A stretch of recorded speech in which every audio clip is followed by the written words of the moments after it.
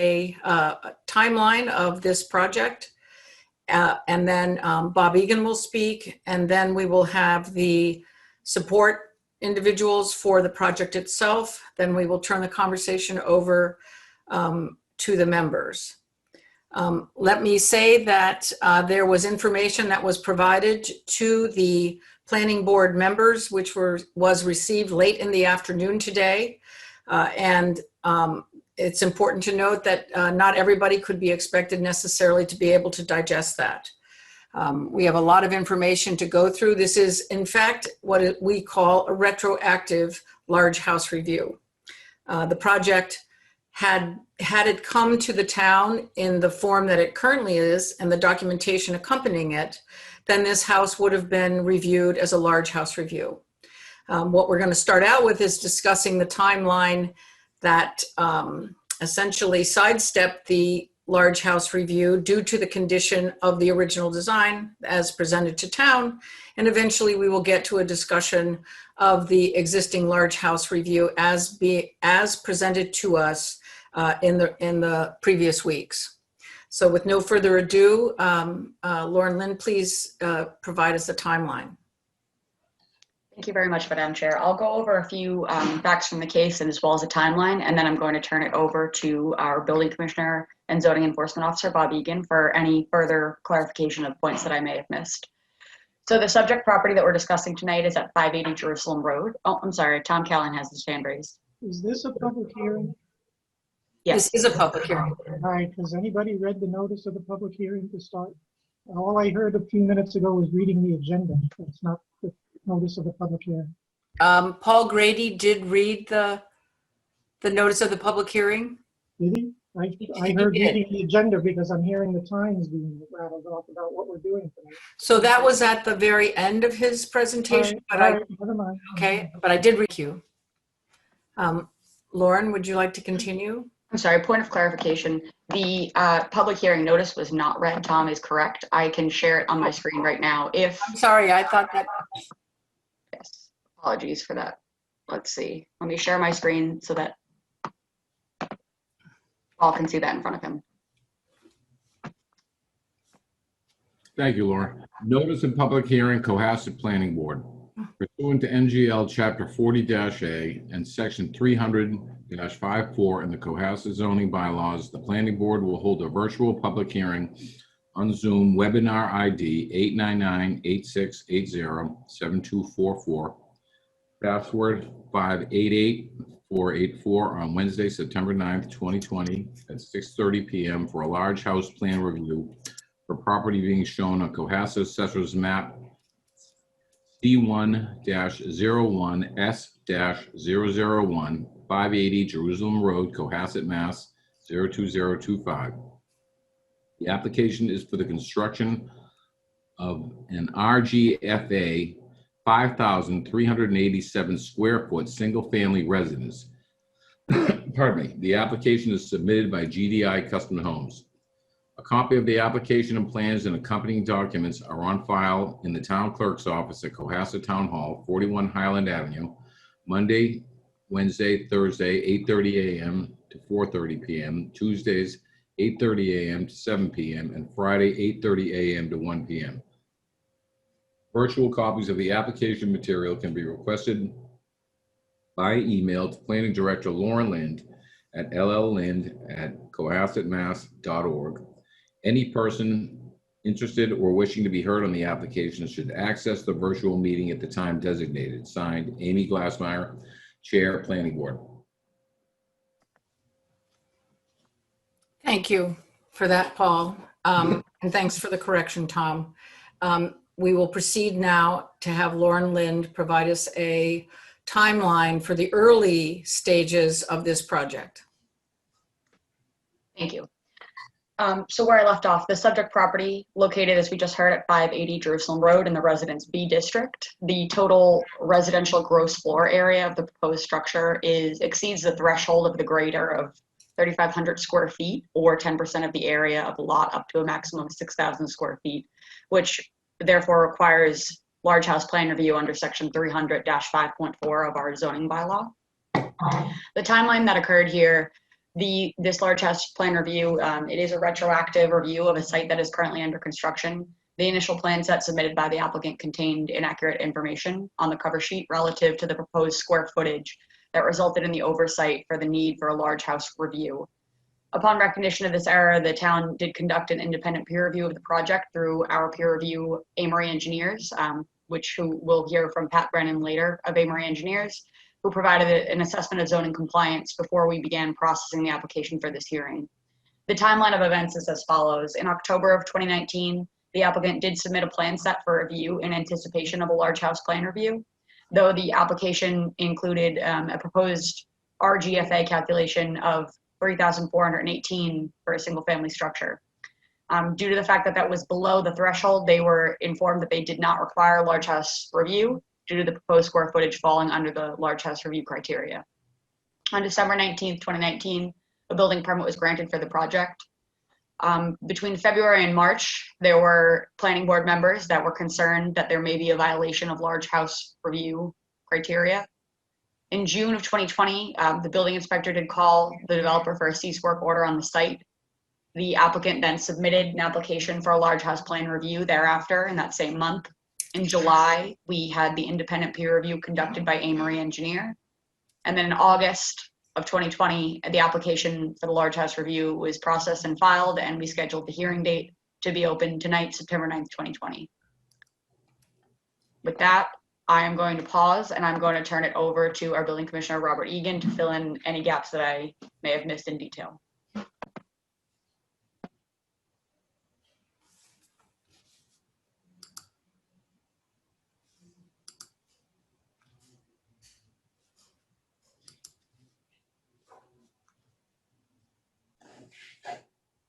He's unmuted. Bob, are you there?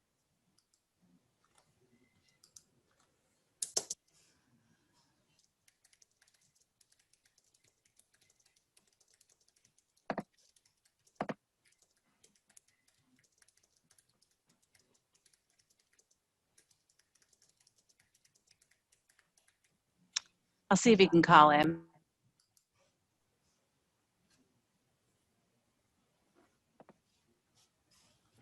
The order of presentation is important, so we will wait until Mr. Egan is available.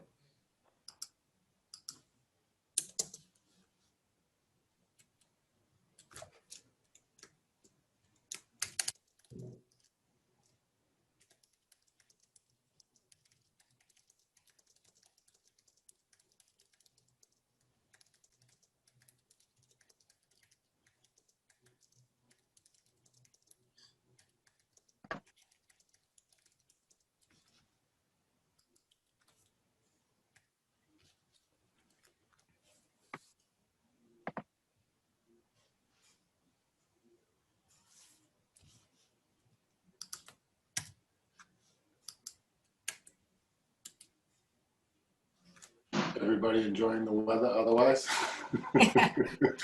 Only if it rains. So nice, so nice. Hope it continues. I mean, as opposed to 95 degrees. Right.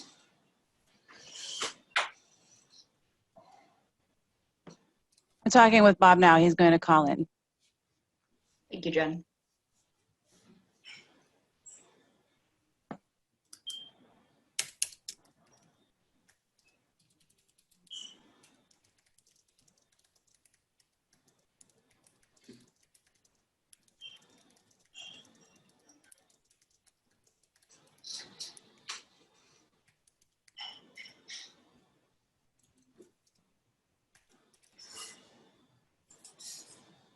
I think one piece of information that it was not included in the timeline was the fact that 2.5 months after the planning board member notified the building inspector that the house was potentially beyond the size of the large house review and would require one, planning member Clark Brewer undertook it himself to make a measurement of the documents that were provided by town so that it was known that the house was exceeding the large house review. Exceeding the size of the house, therefore necessitating the large house review.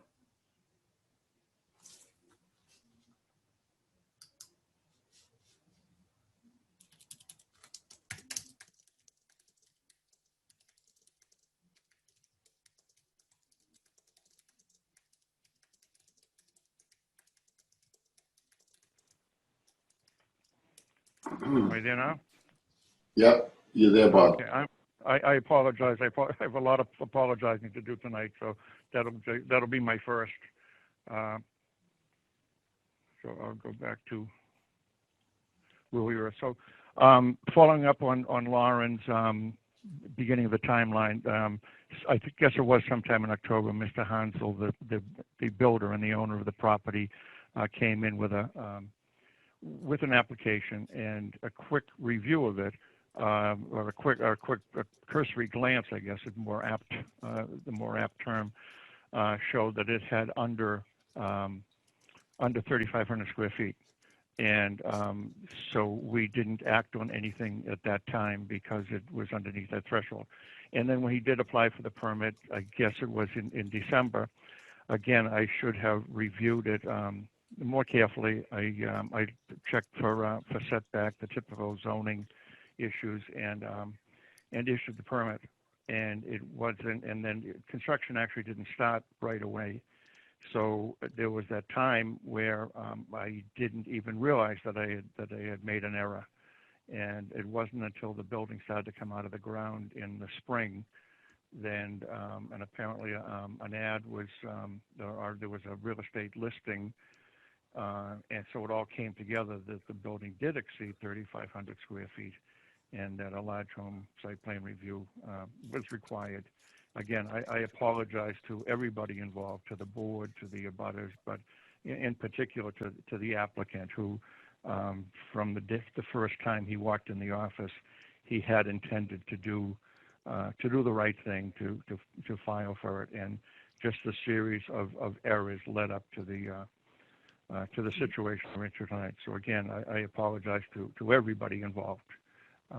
So that's where we start from here.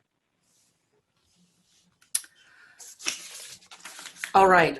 For the planning board members, I discussed with Lauren and Jen that what we would do is first go through the information that's available to us to discuss this project. After that, the planning board, we will make any clarifications at that point, and individual planning board members will discuss with the relevant parties the situation that we face. So I would like to first call on Mr. Souza, who is the architect with the project.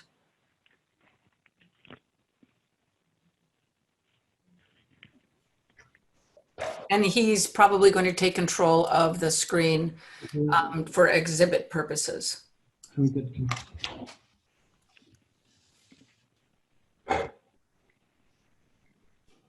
Hi, I'm Steven Souza. I'm from Souza Design Architects. And yet, again, we're in this situation because of an error that was occurred on a cover sheet on the drawing set that was inaccurately put in. I have apologized to Bob for putting him in an awkward situation. I'd like to apologize to the board members. It was just, we didn't catch it and went through. But, I'm an architect who's been in business for 20 years. We're in front of boards all the time. Our strategy always to be upfront and forthright of what we're trying to do. I could assure you this was just an oversight. There was just an error that occurred on the cover sheet from the project architect in our office. But let's go through the drawings and we can show you the project. We're proud of the project. We thought we've done a good job designing it with Jan, and I think it's going to be a great addition.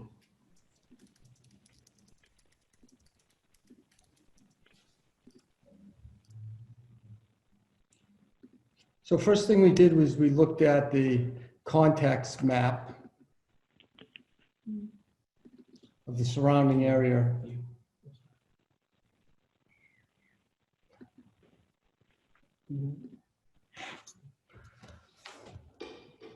Within a 300 foot radius, we looked at the housing surrounding area.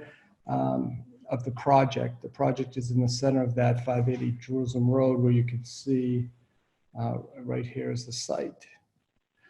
So we looked at 597 Jerusalem Road, 0.1975 acre.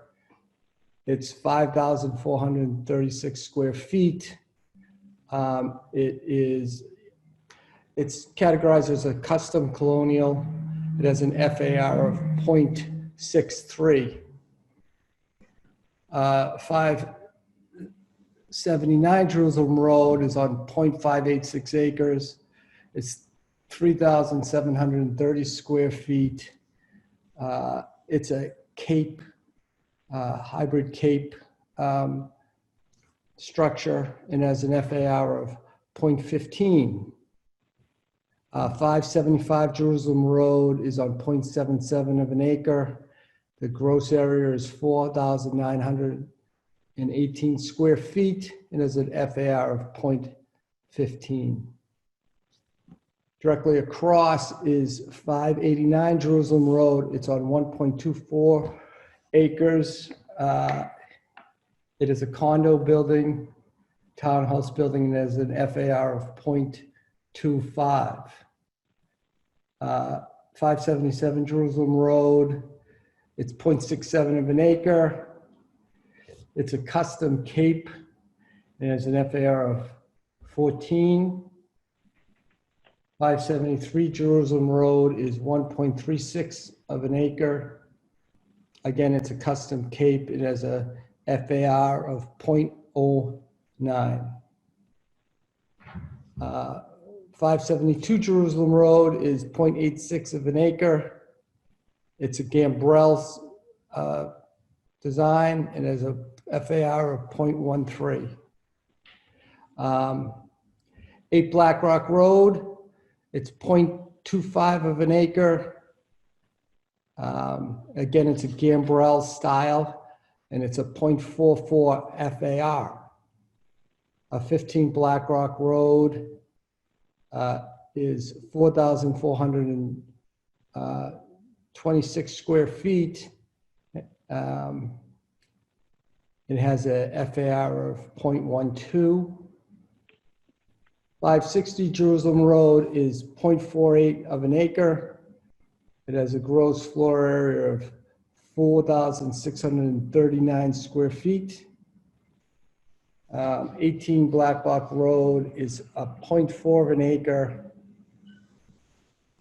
It's 3,722 square feet, and it is 0.58. 29 Black Rock Road is 1.14 acre. It's a gross square area of 6,912 square feet. It has a FAR of 0.13. The existing house that was on the lot was a gross square footage of 4,622 square feet, and it was a 0.19 FAR. What we're proposing is a 5,387 square foot dwelling with an FAR of 0.22. This is showing the existing house on the existing site plan. It shows the existing grading as well. In this area, there's an outcropping of ledge.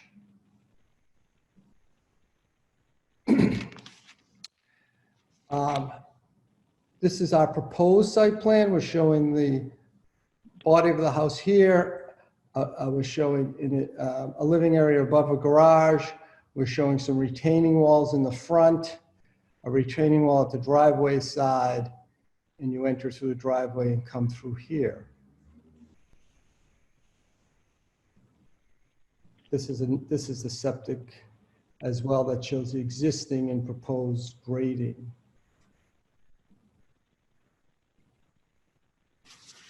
This is the floor plan layout that shows a calculation of the square footage. As we said before, it was,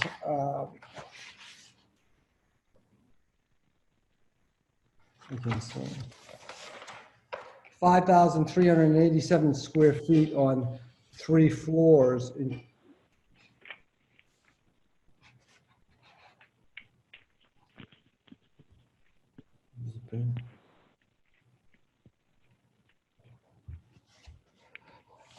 So this is the design of the house that we designed. It's more of a shingle style gambrel that we use in traditional moldings. We're using a steeper roof pitch than what you would see in on most gambrels you see around. This is more relating to that shingle style period and how we develop and what those proportions were like. We have a center entrance under a porch and 2 gables flank the entry. We have a dormer above that overlooks the water. We have a mudroom entrance in the middle and a 2-car garage, and the master bedroom suite is above.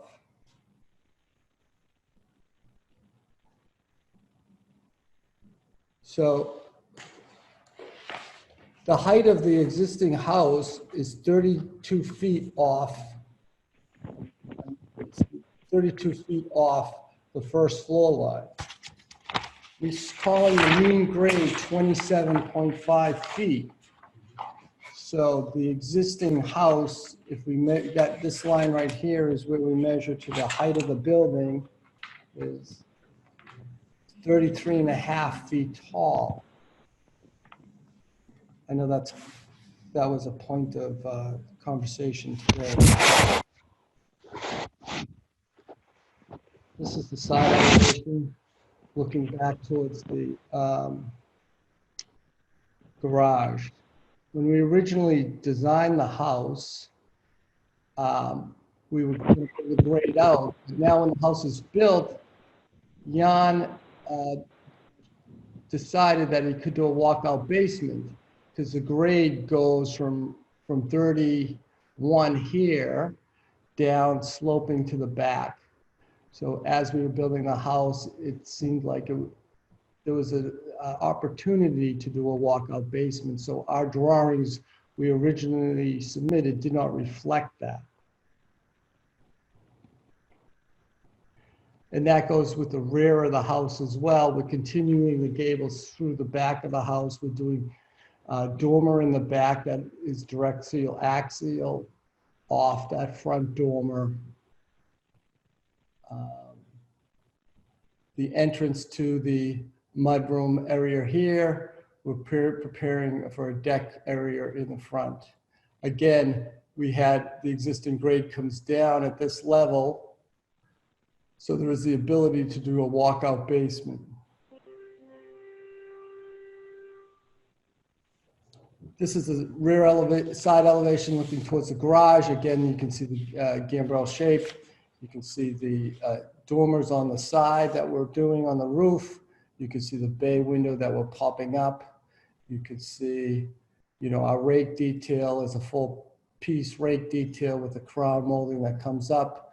We've got some oval windows in the gable. We're doing simulated divided light windows, which are 6/1. And the entire building would be sided with cedar shingles, white cedar shingles. This is what the building looks like from the front. We're going for some classical elements on the exterior, center entry through the 2 gables, a farmer's porch in front. We're doing some landscaping at the buffer of the farmer's porch. We're doing some landscaping here. This is what we're talking about when we're building a stone retaining wall in front of the property and landscaping that in. We've got the driveway coming in that piece. We have a 2-car garage. That this area right here is a open porch overlooking the water, and this contains the master bedroom area. This is the entrance to the mudroom. And this is another view of it.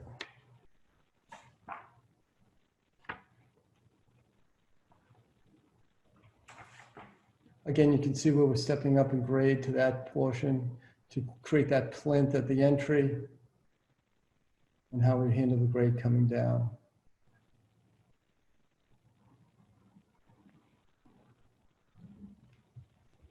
And that's it for our presentation.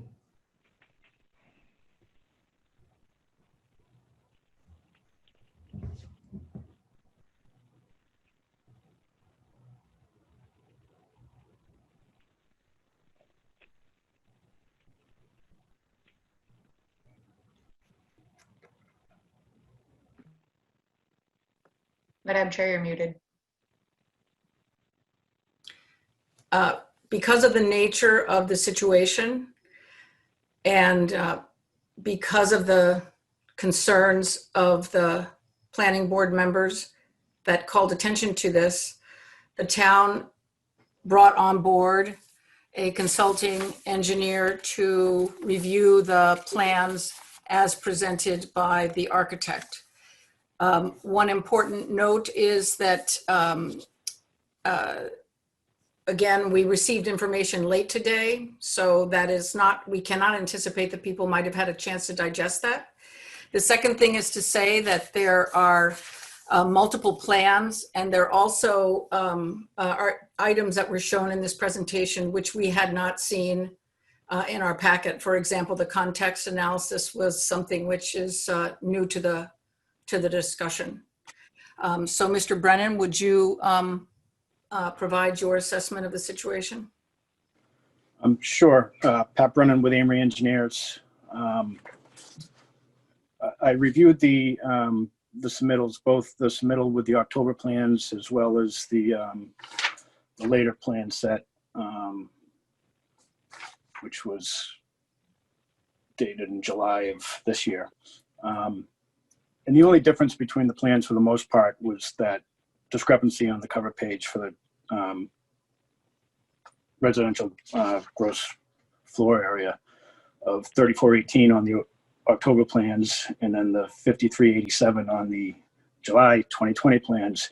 I did confirm that the 5387 is the correct gross square footage.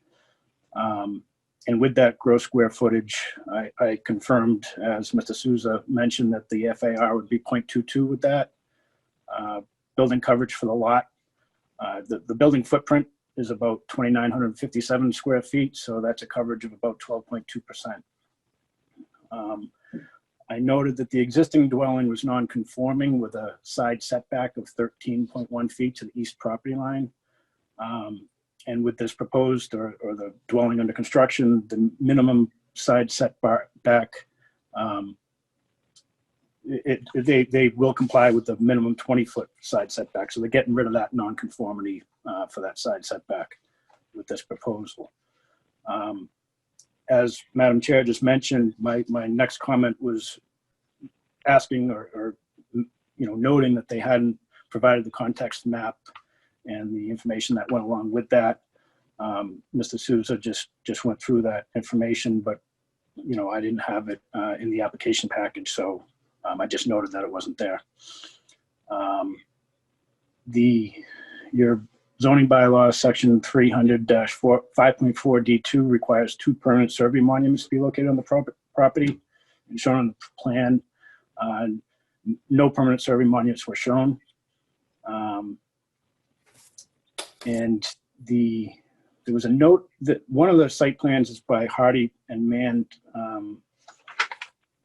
Design Group, and their site plan, it indicates existing conditions shown. It states were derived from actual field survey during May 2019 by Hoyt Land Surveying, but I noted that there's no surveyor stamp on the plan.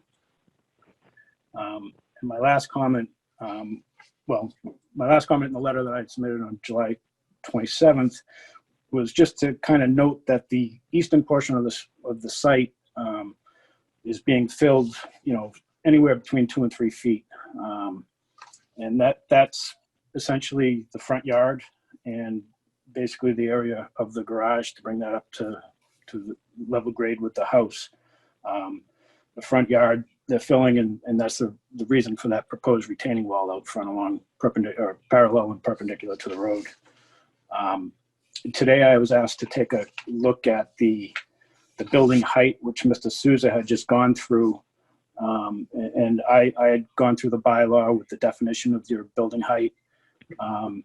And, Mr. Souza had an average grade plane of about elevation 27.5 or 27.5. Mine was lower by about a foot at 26.5, but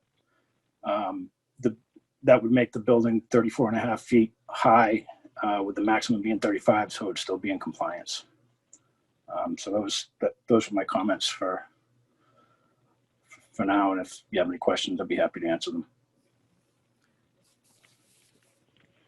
All right, thank you.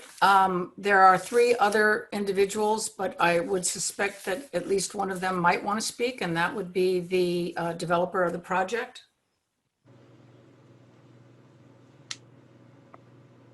Mr. Hansel?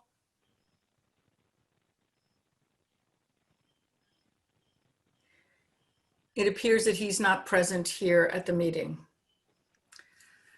Our normal procedure is to allow for individual planning board members to speak. We go in alphabetical order. And I would indicate that questions can be undertaken from the very start of the project based on what the planning board member wishes to discuss.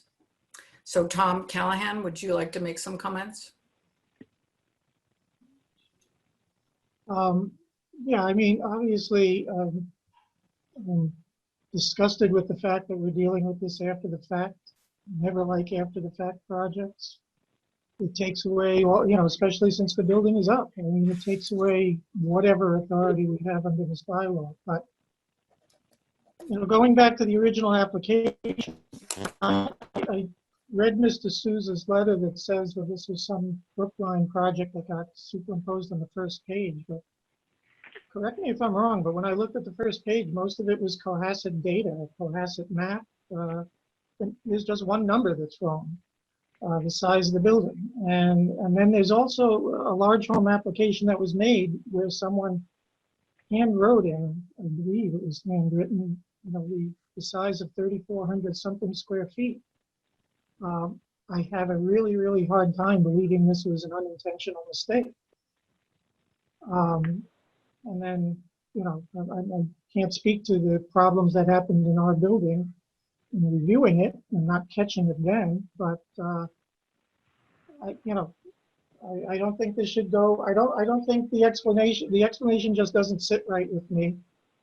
And as I mentioned, I think we should be having a fine assessed here under section 12.2, 312.2. And I added it up. It's 270 days before this got corrected, 279 days. That adds up to quite a bit. I'll just throw that out. I'm not going to make a motion at the moment, but I'll throw that out there for discussion with my fellow board members.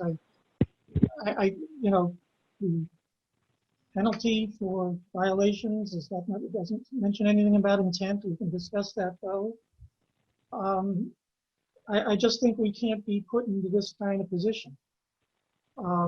We don't have any authority to do anything about what happened in town hall other than complain about it.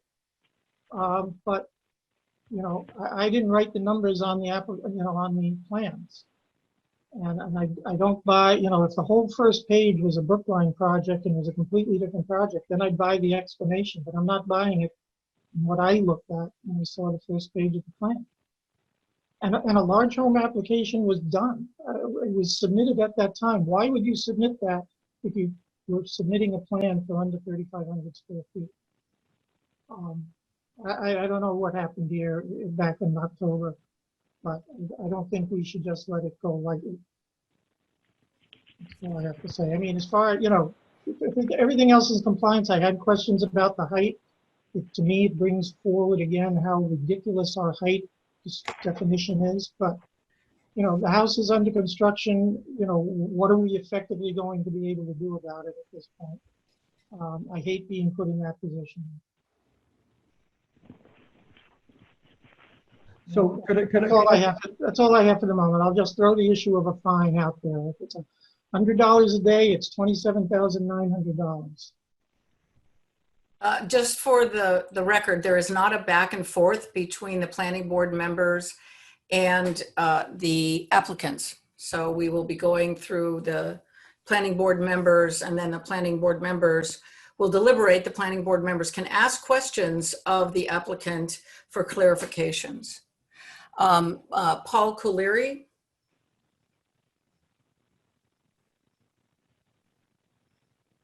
Thank you, Madam Chair. Yeah, definitely an uncomfortable situation, as everybody knows and understands. I know that there's a lot of other attendees in the Zoom meeting tonight present. Some may be neighbors or abutters, and slightly curious to hear what some of those thoughts are. Also curious, I think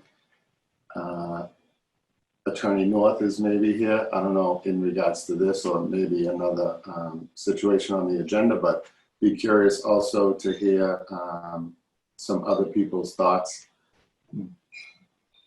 It is what it is, and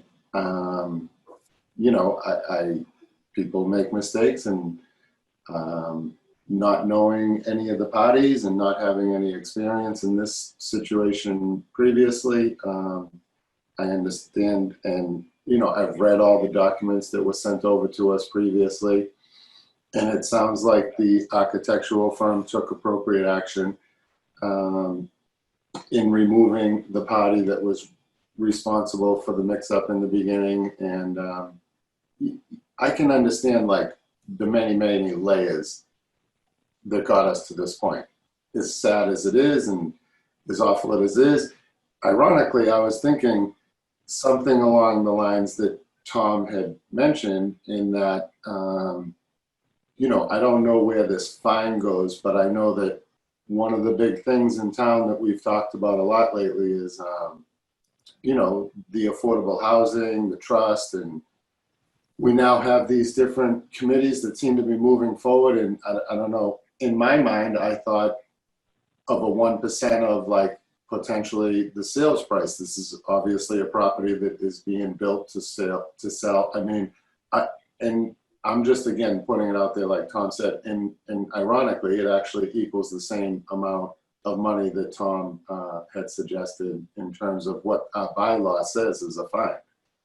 So, I'm also not going to make a motion that like is voted on tonight, but maybe if we did something like that, it could go towards some of our housing stock. If this was like a violation in some of our housing stock, we're trying to support other areas of our housing stock. I thought that might be not a bad thing, and it may end up being a tax credit or benefit to the developer. Apparently he's not here tonight, but something like that may be somewhat of a logical solution to the situation that we have before us now. So I have nothing further now, Madam Chair. Thank you.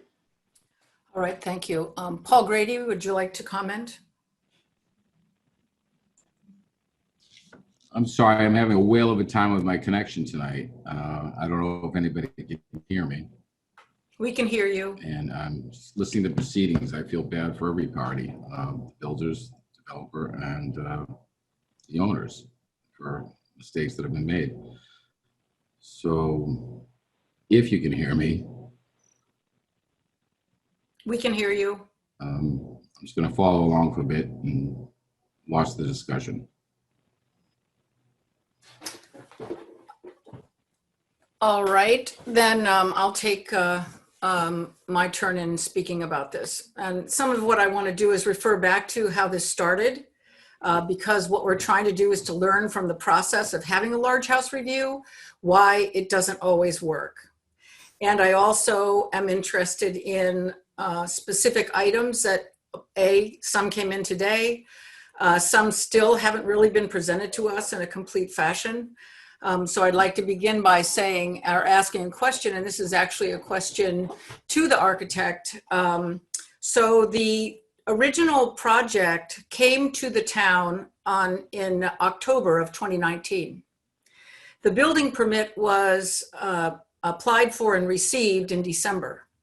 Between October of 2019 and December of 2019, was the architectural firm working on this design? And wouldn't the architect have actually discovered that the actual conception of the project, the paper on the page that was wrong, was no one looking at the documentation so that this problem could have been identified before it was identified in February by one of the planning board members? So that's the first question is, was this laying fallow the whole time while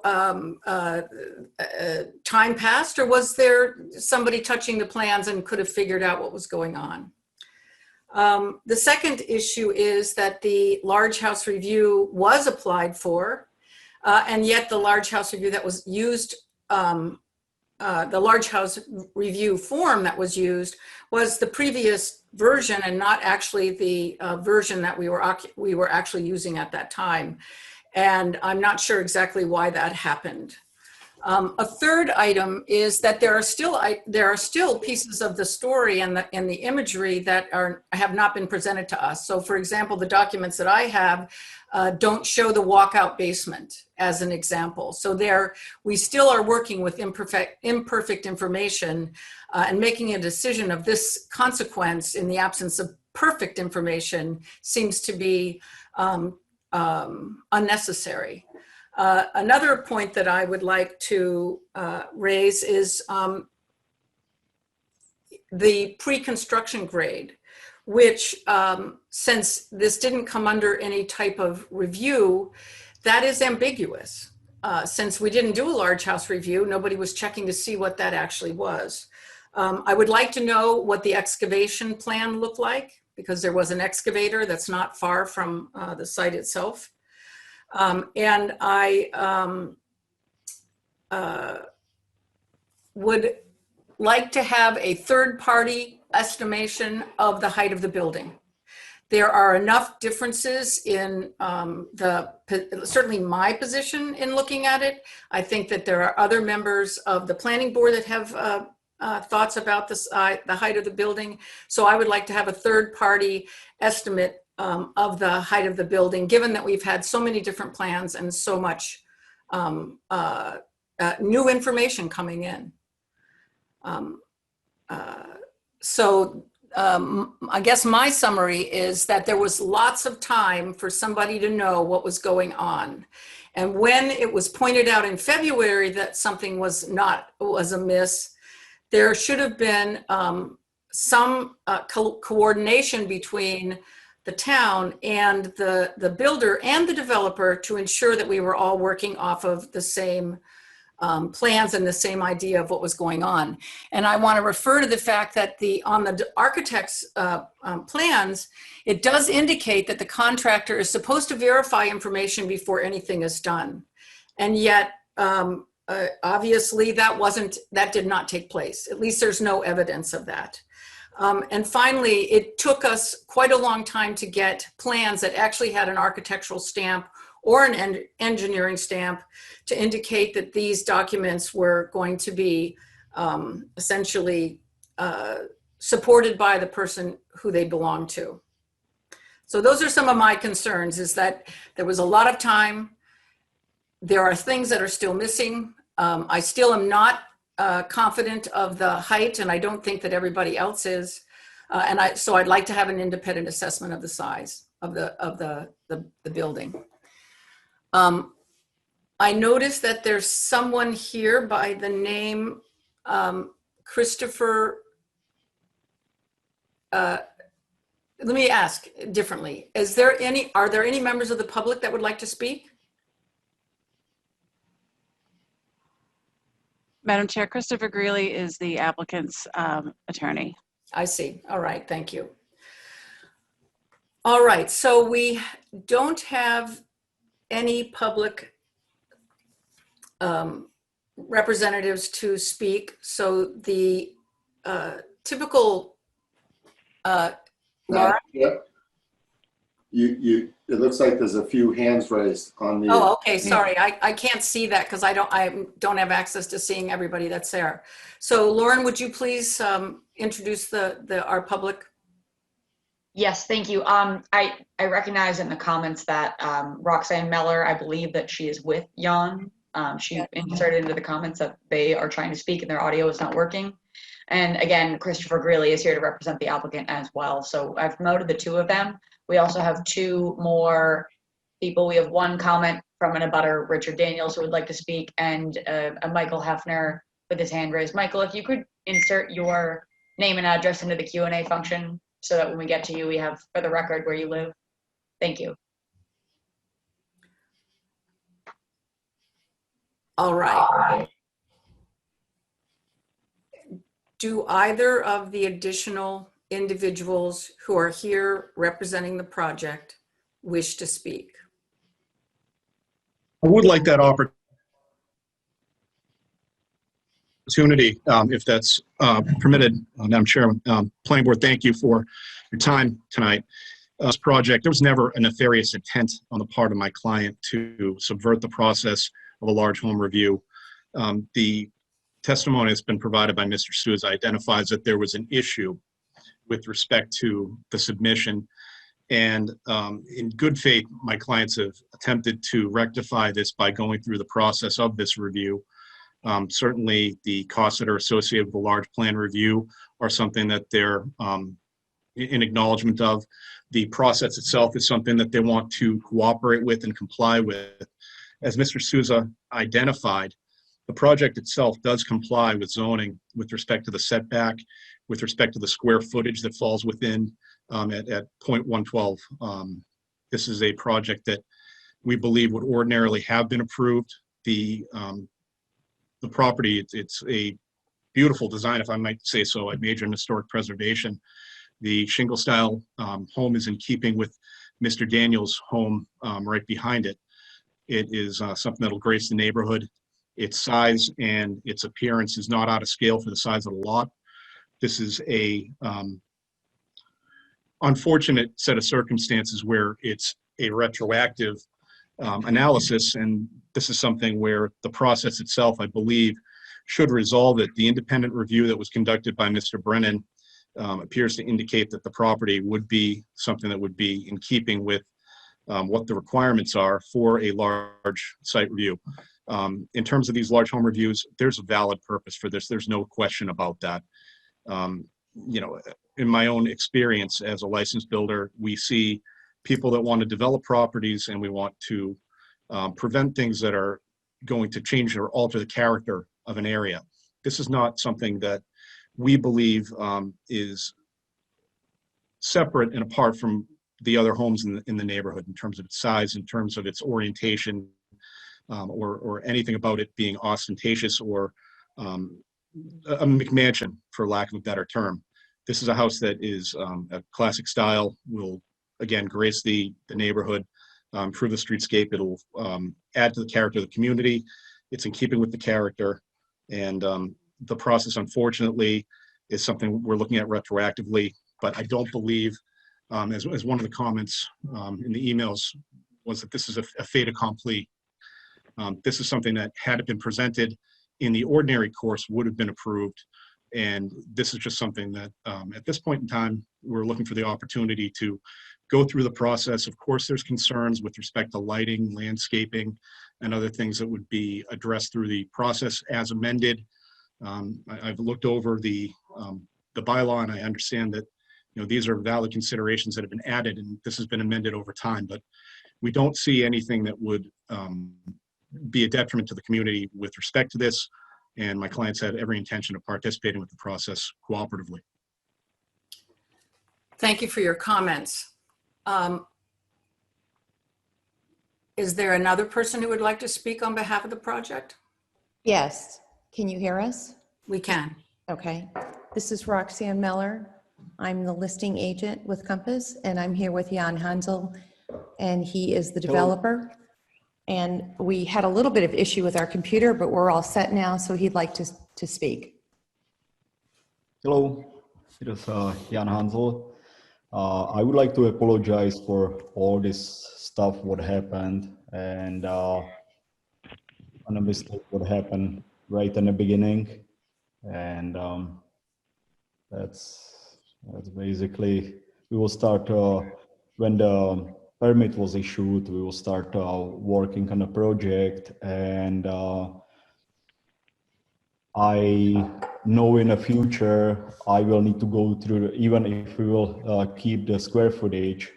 I discussed with Bob Egan somewhere in May or beginning of June, if we will be adding attic space, if I need to go through the large home review, and he said yes. And I know because we had potential buyers, they was asking to finish the attic, and I know I will need to go through this process anyway.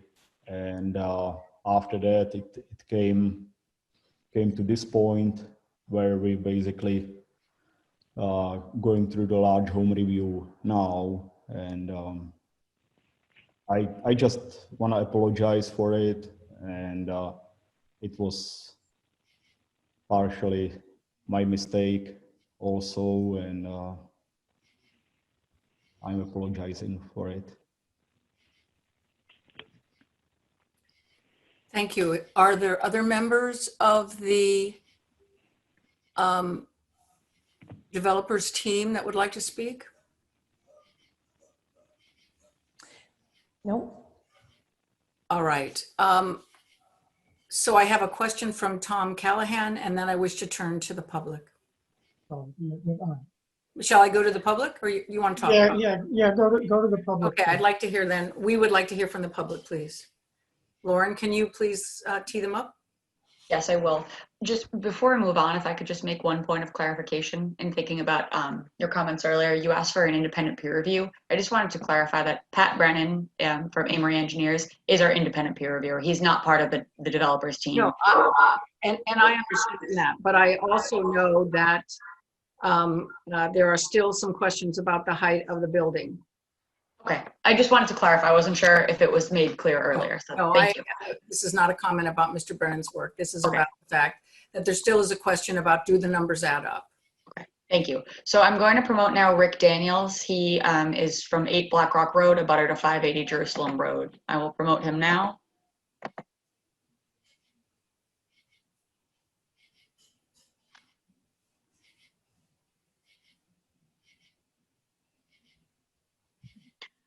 Rick, if you can hear us, if you can unmute yourself and introduce yourself before you make your comments, thank you.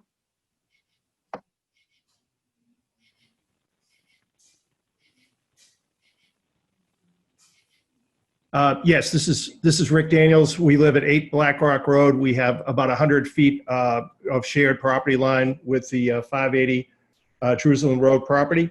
And to say the least, we were chagrined to find out that a large home review was due for this project and was somehow avoided. And I hear a lot of different theories and explanations, excuses, or what have you. All I know is that the planning board, this is in the bylaws, the planning board shall review and discuss the large house plan with applicant and abutters toward the objective of making the proposed plan harmonious with and not harmful, injurious, or objectionable to existing uses in the area. I'm not saying that this is a poor design or a poor house. It is a huge home, though, that said. The height of it, the mass of it, it has created a set of deep shadows in our backyard and on our property that were never there before. So I also took a look at sort of what's the standard square footage for the homes that are already on Black Rock Road and also on Jerusalem Road between Windy Hill and Forest Ave. According to the assessor's office, the mean of those homes, or actually the median, this home compared to that average, those averages, the median, is about 171% as I calculate it, which again, I'm a layman, so I may not be calculating exactly right, of all the homes that are on Black Rock Road, all the single family homes, and 159% larger than all the single family homes, excluding condos and on Jerusalem Road between, again, Windy Hill and Forest.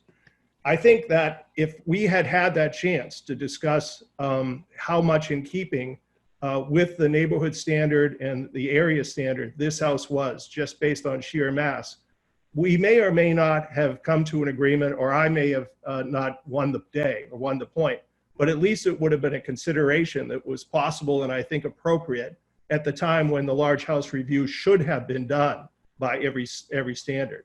Well, where we are now, I think it's exceedingly unfortunate.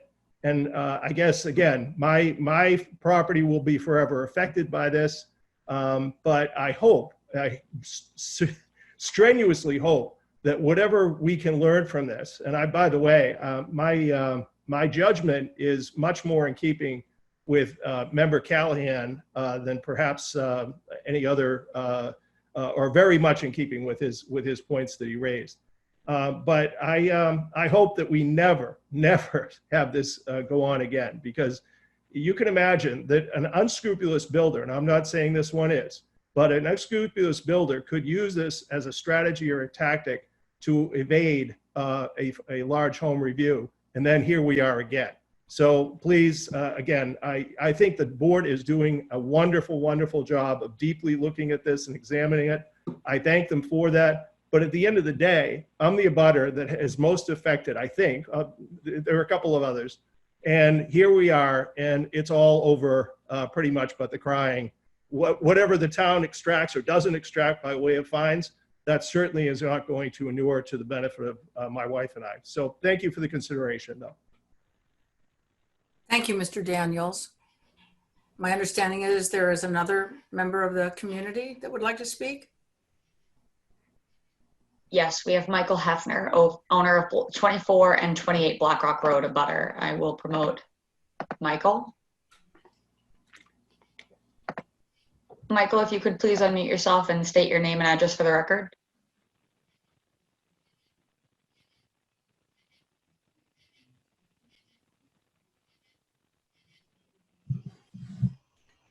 Perfect.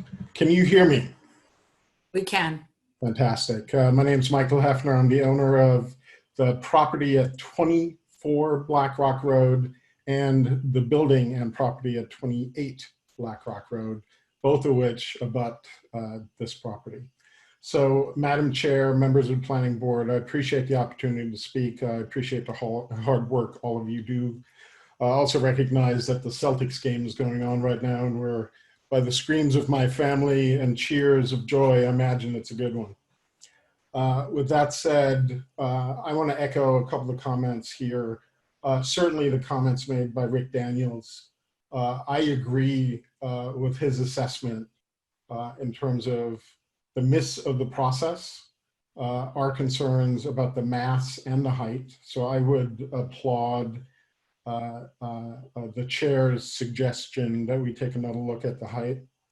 But I also recognize that the powers of the large home review may be very limited, especially if you evaluate the scale of the economic windfall of this, I have to choose my words carefully, this event. In relation to the fines that are being discussed. I would suggest I'm very much with Member Tom Callahan's assessment of what happened here. My concerns are about the precedent. My concerns are about what's going to happen in this neighborhood going forward. I've lived here for 6 years. I'm very much interested in the town following its own processes. and holding all of those accountable for this miss. I think apologies are falling on deaf ears when those that are truly impacted by this scenario are now being placed into a situation where apparently the train has left the station, but I have to be honest, for me it hasn't. Certainly for Rick Daniels it hasn't. The situation should be rectified and can be rectified. I just don't know the powers of this particular forum. So I'll leave it at that. Two asks. Let's take another look at the height. The second ask, let's be really careful about the precedent we're setting here. Thank you, sir. We appreciate your comments. I would like to go back to the planning board members and determine whether or not there are further comments that anyone would like to make.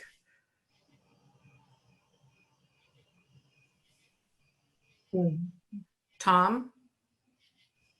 So another thought occurred to me as I was listening, Amy, to what you said, and then listening to the developers' representatives. And I'm going to ask Mr. Souza and Attorney Greeley and Mr. Hansel. So 2 pieces of paper in October had the size of the building under 3,500 square feet. But if I understand correctly, the rest of the plans showed that it was a 54 or 5,700 square foot building. Did anybody think to say, oh, Mr. Building Inspector, you're wrong, I do need to file it because my plans are really 54 or 5,700 square feet? And I ask that question because, again, I don't understand quite how the mistake was made. Mr. Callahan, if I may be heard on that. Sure. We have Please concerns. address me, by the way. When anyone wishes to speak, please address me first. Yes, Madam Chair, may I be heard? Yes, you may. With respect to this risk, and it was identified by the abutters, they have identified a risk where someone could attempt to circumvent the large home review. And you can easily imagine a situation where there were master bedroom spaces over a garage or an unfinished attic space or things of that nature that weren't included. And an unscrupulous builder may not include within their plans conditioned spaces in order to circumvent the process. And then at a later time, after a permit's been issued, they may seek to, amend or change that after the building's already underway. That's something that was never the intention here. This is a project where there was an architect's employee who included a document that didn't have accurate information, and there were some issues that related to this not reaching the process that it needed to in a timely manner. But again, we're here now to go through that process. We believe that the building does conform. While it may be slightly larger than the other buildings around it, it's something that should add value to the community and its character. It's in keeping with the other homes in terms of the style, et cetera. But we would certainly acknowledge that there is a risk or concern that a builder could do this. And looking forward, this is something that it needs to be evaluated and rectified in a manner that would prevent it from happening in the future. With that in mind, this particular structure and this particular project at least gives that opportunity to look at these things a little more closely. We're far along. The building is tight to the weather. I appreciate the consideration of the board as well as Commissioner Egan with respect to allowing my client to bring it tight to the weather and not be forced to have any sort of economic waste or damage. But I'll turn it back over to Mr. Callahan. Hopefully that helps answer the question on the issue of whether these are concerns that may come up in the future. We certainly understand that that's a possibility. Thank you very much, Mr. Greeley. Tom, do you want to continue? Yeah, I mean, the fact of the matter is the bylaw was circumvented, and it was done so with the knowledge of the developer and the architect that the building exceeded the size of that triggers the review. And I think it's just a little disingenuous to rely on two little mistaken pieces of paper, and none of this was corrected until July of this year. As Ms. Glassmeyer pointed out, there was an opportunity in December to fix this.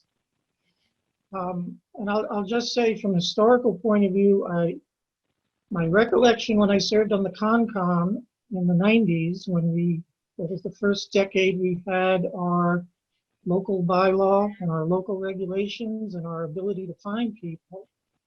And my recollection is, and I'm willing to stand corrected if somebody wants to go search the records, but that every time we had an after-the-fact application, we assessed a fine.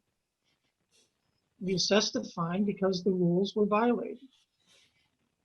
And we assessed fines, and it sent a message. And yes, it's unfortunate that this applicant is going to suffer that, but it did send a message to future applicants: is don't mess with the town's bylaws and the town's regulations.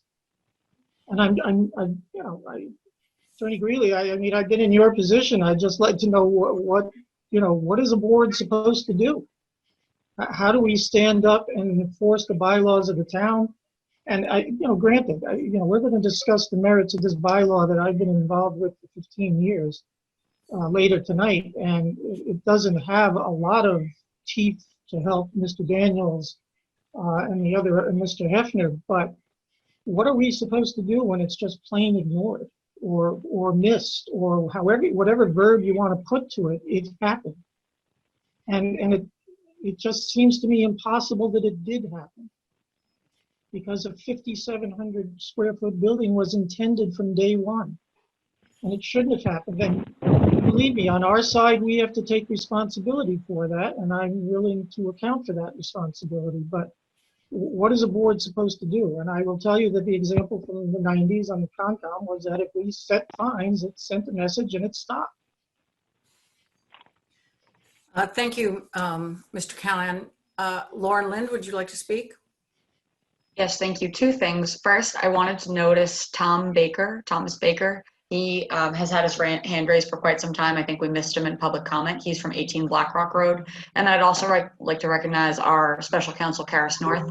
At some point, she has looked into the feasibility of fining and may have some comments to add to this. So, Madam Chair, I look to you to how you want to take that. I would like to take the public comment, and I would like to actually have a conversation with our lawyer as the planning board and in consideration of the idea of a fine. And since it's not something that we have explored before, but we know that it operates within the context of town, rather than that being a public discussion, I'd rather have it take place among the planning board and the lawyer without this being a public conversation, because we don't have any information on it at this point. So please allow the public to speak. I'm going to promote Thomas Baker. Tom, when I promote you, if you could please unmute yourself and state your name and address for the record.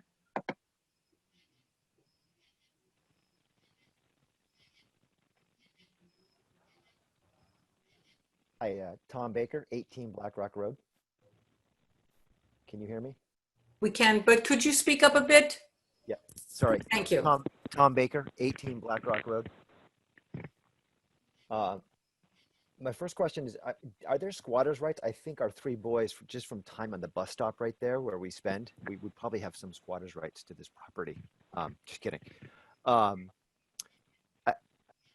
Yeah, on behalf of the builder, I want to say he's been very considerate throughout this whole process. He's been very kind to us, our kids. I do have a question just about the overall process from the town inspector. Is there a protocol in place where someone, a representative from the town, be it the inspector or another employee in town, drives by properties just to perform quick reality checks as to what might be happening? If you're asking a question, let me direct it to Mr. Egan. Can you please describe how the building inspector's office works and how it oversees projects? Well, typically, we don't run into a situation like this, but the typical inspections are at critical points in the construction. And I became aware of the problem. I don't know, maybe it was a little bit different kind of spring this year with everything going on, and I became aware of it maybe in May that this issue had arisen. And again, I wished I had re-reviewed, but that's it. I don't have a really good answer about how it got to be this far without realizing that it had exceeded the maximum or the minimum size for the large home review. And this may have happened, but I would love, just for the record, it be submitted that the committee submit to town a review of protocols where the town inspector or his staff do perform drive-bys. Anecdotally, this doesn't seem to be a one-off. This seems to be the start of maybe not the start, but the continuance of a pattern where we didn't have to come to this spot. The other question I have, and again, I'm very new to the process, so I'm not sure what remedies are available at this time, but I agree with Madam Chair. It would be very helpful for us to affirm the fill of 2 to 3 feet. This doesn't seem to pass our eyeballing test. Based on the eastern side of the property where there's ledge, it appears that the first floor foundation goes up to well beyond 2 to 3 feet of what had been there earlier. And we knew the neighbors, we knew the owners of the house previously. And I would be very shocked if the fill was only 2 to 3 feet. So would love also to submit for the record that we somehow re-review this, ideally before further construction commences, because I know there's a cease work order in place. And then can the builder, the architect, or the real estate agent reconcile the difference between the advertised signage of 5,500 square feet plus versus the 5,387 that has been submitted? We want to be confident in these numbers. There's still inconsistencies which really beg the question of, are we getting the full truth, or are we trying to subvert an even larger property? Thank you, Mr. Baker. I would like to say. I've got more questions, so I was just curious. Go ahead. That's fine. You have all the time you want. Sure. Could the builder or the architect, the lawyer or the real estate agent address or reconcile that 5,500 square foot plus advertisement on the street today versus the 5,387 that's being represented by the attorneys in the builder?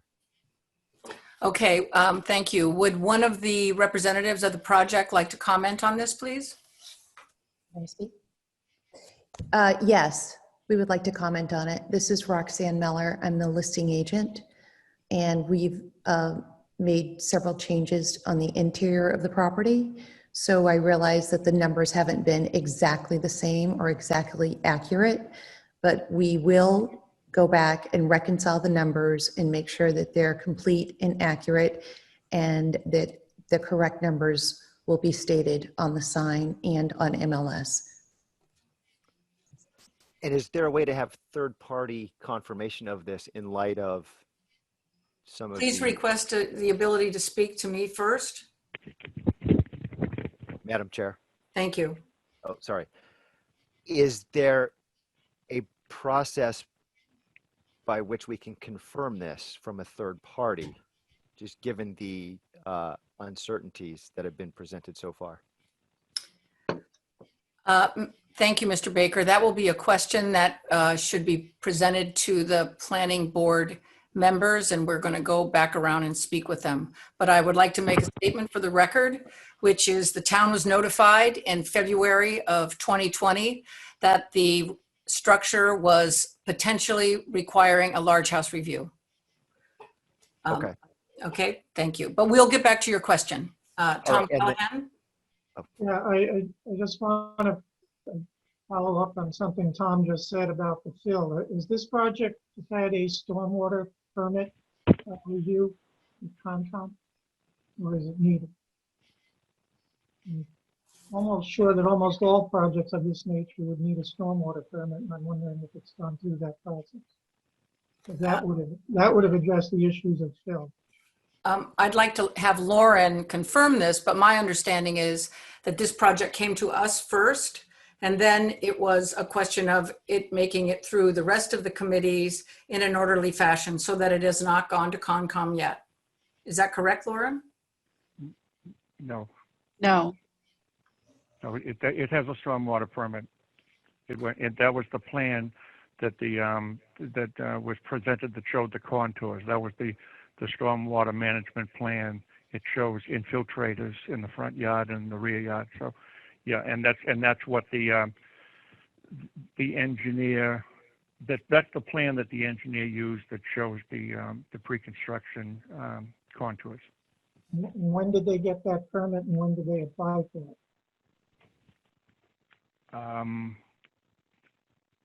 I don't know. I think in 2019.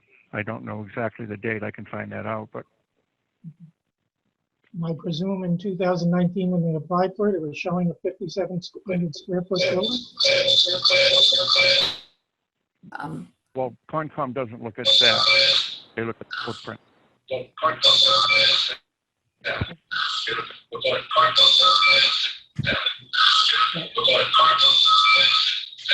If everybody can turn off their mics except for those that want to speak, I would appreciate it. Thank you very much.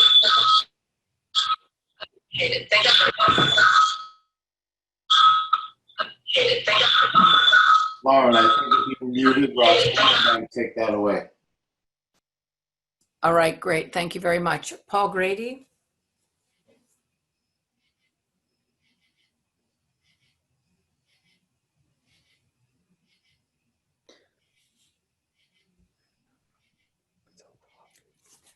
Paul, you have the floor. But we cannot hear you. Yeah, I was just wondering if you can hear me. I'm having trouble, like I said, that stormwater permit approval was based on 3,500 square feet or the 5,500 square feet the house currently is. Let me direct that question to the developer or to the architect. When, to your recollection, was the stormwater permit applied for and when was it received? Thank you. No, I didn't get an answer because I popped out again. Was it based on the original, the first page plans, the approval, or was it based on the total structure that's standing there today? We're speaking for the architect. I'm sorry, we're speaking for the developer, and it was based on the total structure plan.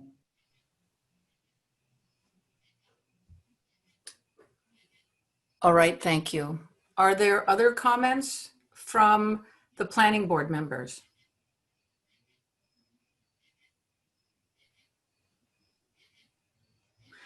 All right, thank you very much. Thank you for everyone. It's not been an easy conversation and none of us have enjoyed ourselves. The intent in the conversation, at least from my perspective, is that we understand what happened. Mr. Greeley made a point of suggesting that it is important to get to the point of understanding what happened so that we can reaffirm the town and the citizens' goals of having a large house review. So I appreciate that you acknowledge that as a part of what we are attempting to do and attempting to uphold. With that said, we have to bring this to a standpoint at this moment.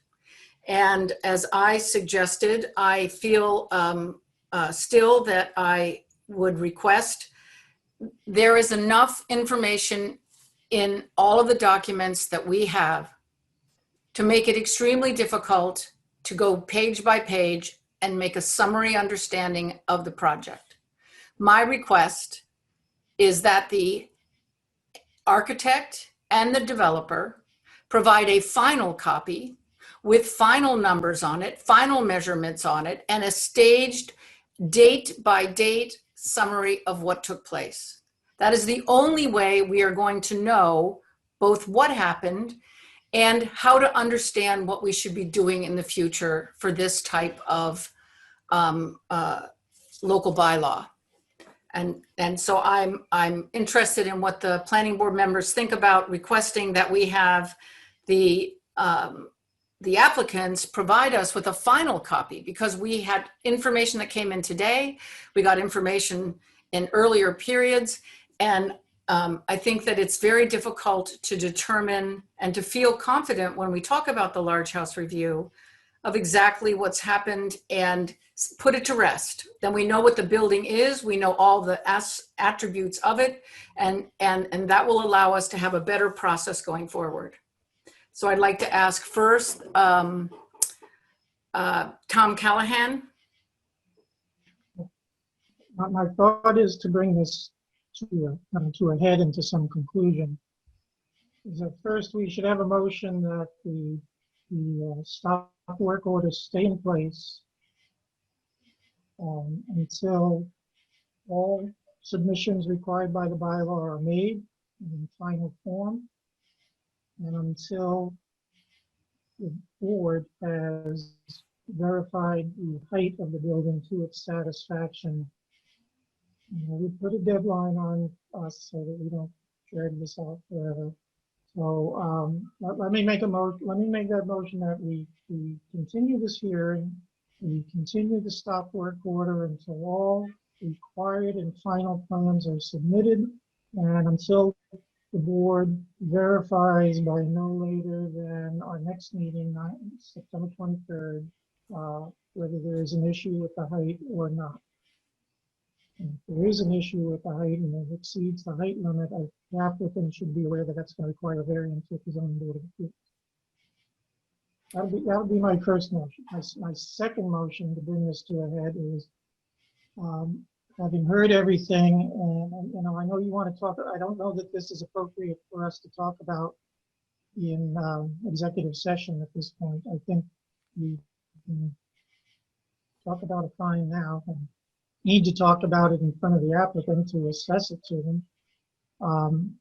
Karis, stop me if you want to stop me, but I would make a motion that under section 300-12.2K of our bylaw, we issue a fine for $100 per day.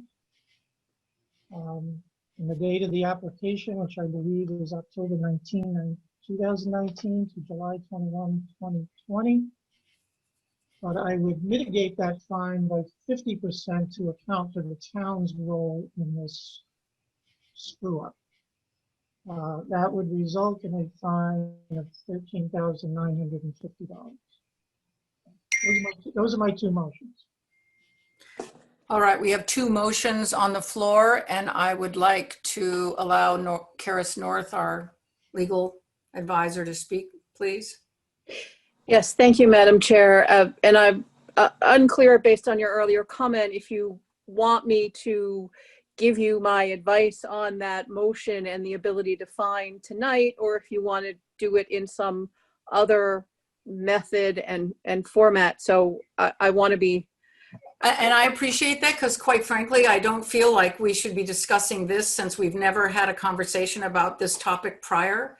And we need to know what precedent is. We could be asking something that's completely ludicrous, or we could be asking something that's incorrect. And so since the first motion is requesting that this project come back before us, I think we should be informed before we make a decision about anything related to assessing a fine, and to understand what our rights are and what our responsibilities are. That's my preference. And I'm fine to have Karis give us the opinion right now. And I would like to hear from Mr. Greeley. I kind of know what he's going to say because I've been in his position. But, all right, I'm only one person. This has been done by other boards in this town. It hasn't been done by 5 members of this board, but it's been done. All right, so two things. One is I'd like to ask Karis North to weigh in on this subject, but I would like to not find ourselves in a corner. This is an exploratory conversation to inform us about what we have as a precedent. That's all. That is what I feel is necessary for us to sort of massage this issue at this point. Then I can see that Mr. Greeley would like to speak, but first I'd like to hear from Karis North. Okay, thank you, Madam Chair. So why don't I start the conversation this way, which is the example that Mr. Callahan has given with respect to the Conservation Commission. There is specific and explicit authority in that bylaw and in the general laws regulating wetlands to fine for specific violations. It is, I do not see necessarily the same specific authority here. I understand that there is, and I would like to do a little more explanation. I understand that there is a provision that allows fining under the zoning bylaw. I think that there's more to be explored and discussed with respect to how that impacts the large house review plan. Thank you. That is exactly the kind of information I was looking for. Mr. Greeley, would you like to comment? Just very briefly, Madam Chair, if I may. These are the sort of considerations that it's a case of first impression. I know that there have been people, I'm confident that there have been people that have sought to list less square footage in order to circumvent the process. Again, our position is that that's not the case here. There was no nefarious purpose, but this is the type of thing that would be evaluated not retroactively for this particular project, but prospectively looking forward. And this has been a regulation here that's been evaluated over time, enhanced, and it's the sort of thing that can be contemplated for future projects. But in this regard, it's not comparable to Conservation Commission. It's not comparable to certain provisions that are written in a particular way or enforced by a wetlands law as we have in the Commonwealth. So, you know, my own understanding is that that's something that may have a valid purpose to be evaluated and considered as part of a modified future amendment. But at this time, I don't believe that there's adequacy to enforce it. So thank you very much for that comment. In light of those two comments, I will ask that our attorney examine this question. I also want to bring in the zoning board because I feel that the zoning board may have advice for us in terms of our way forward, but that's not going to happen in this conversation. I'm just indicating that I think that if there is any discrepancy with the height, then this would end up being an issue for the zoning board. All right.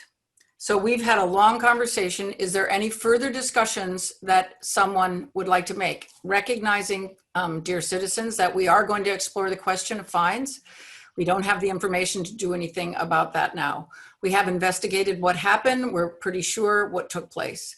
The request on the table and the motion that's been made is to have a full and complete set of documents that are signed off on, and all discrepancies that are identified, because there are discrepancies that are identified that came in today but have not been able to be discussed because other planning board members are not here. So we have to work with the developer and work with the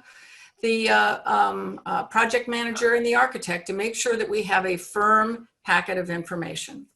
And that is the motion on the floor. Jen Oram? I would just like to, as a process point of, regarding the request to have everything re-reviewed, I just wanted to let you know that, as Lauren mentioned before, Amory Engineering is our peer reviewer, as Modulus he was before. In addition, the large home review and its fine structure and its fee structure does not cover engineering costs. There is a fee and that is it. This in particular case, the town manager requested that we have a peer review done by our peer reviewer of both plans from October and December, which we did and are paying out of our budget. Any additional reviews, we do not have a budget for. So we would need to further discuss that at a future meeting. I think what you're saying is that the information came in late today with the height, and Pat Brennan did that today, and to allow the board to take that and look at all the packet. But I just need to clarify that we don't have the ability to hire additional engineers. What we should do is review and do what you're suggesting. So I just wanted to clarify that point. Thank you. And I am referring to the fact that there still are board members that aren't here, but who have opinions about the actual estimation. So I'm not asking for necessarily a completely independent evaluation. I want to have the numbers reconciled, and they're still not reconciled. So that's what I'm requesting. All right, so we have, Tom, can you modify your motion to incorporate Jen's notification to us of what our constraints are? Well, first of all, I'll withdraw the second motion about the fines and write that we're going to discuss it. And I'm doing so, I'm proposing the fine as a matter of principle because I don't think boards should be stomped on like this, whether intentional or unintentional. And it is different than Concom's laws. And I don't necessarily disagree that 12.2, our enforcement powers, are fuzzy. And that's going to be a problem for both us and the zoning board and anybody trying to, because it's covering the entire zoning bylaw, not just large home review. So that's fine. We'll have that discussion another day. And if we have to fix 12.2, we'll fix 12.2. So I'll withdraw that one. My first motion is that, you know, as far as the subject review, I don't have a problem with Mr. Brennan's doing it, but I mean, since it all came on the fly to us tonight for the first time, and he pointed out a discrepancy of what was the pre-construction mean grade, I don't know where he got his figure. I mean, I don't know if anybody knows what the pre-construction mean grade was because it's now been built on. So I just, you know, if Mr. Brennan does it, that's fine. If Bob does it, that's fine. By September 23, we should decide as a board, either it's an issue or it's not an issue, because we did just get this information today.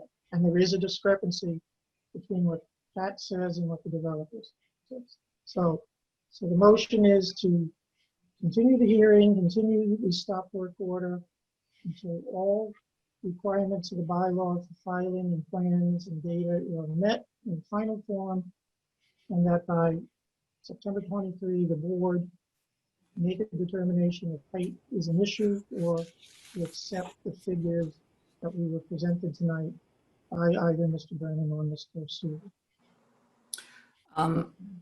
All right, I'd like to call on Lauren Lynn.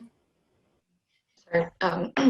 Tom, if you could just modify your motion to include a time as well, I would suggest 7 p.m. on September 23rd. So modified. Do I hear a second? I mean, that's as to. I'll second it.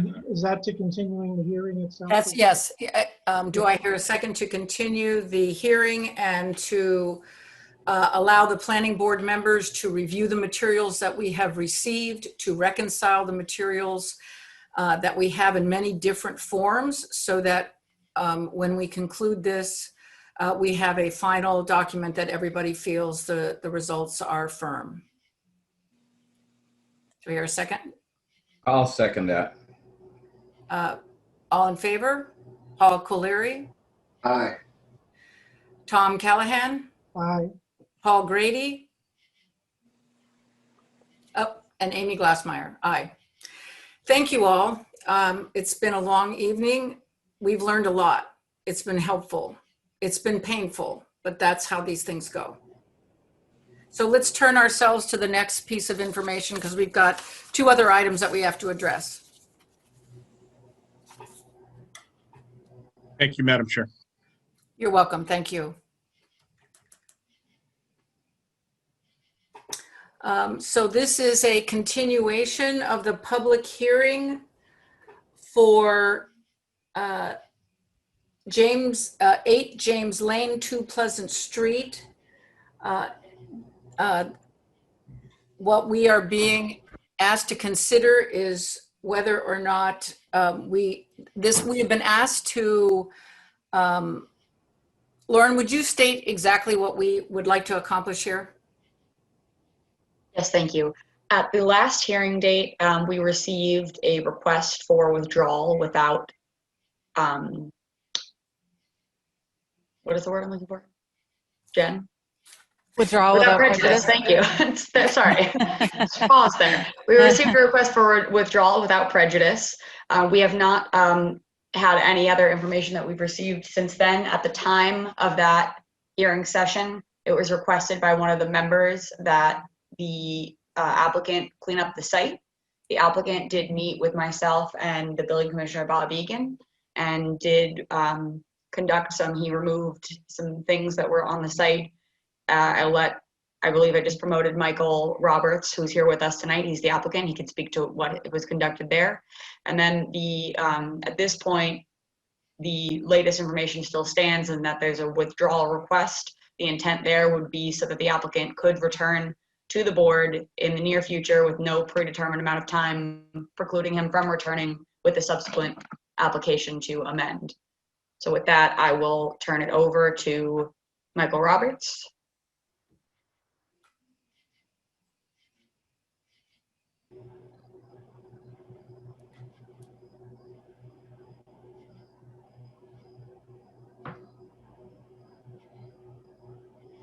Good evening. Can you hear me? Yes, we can. Thank you. Okay.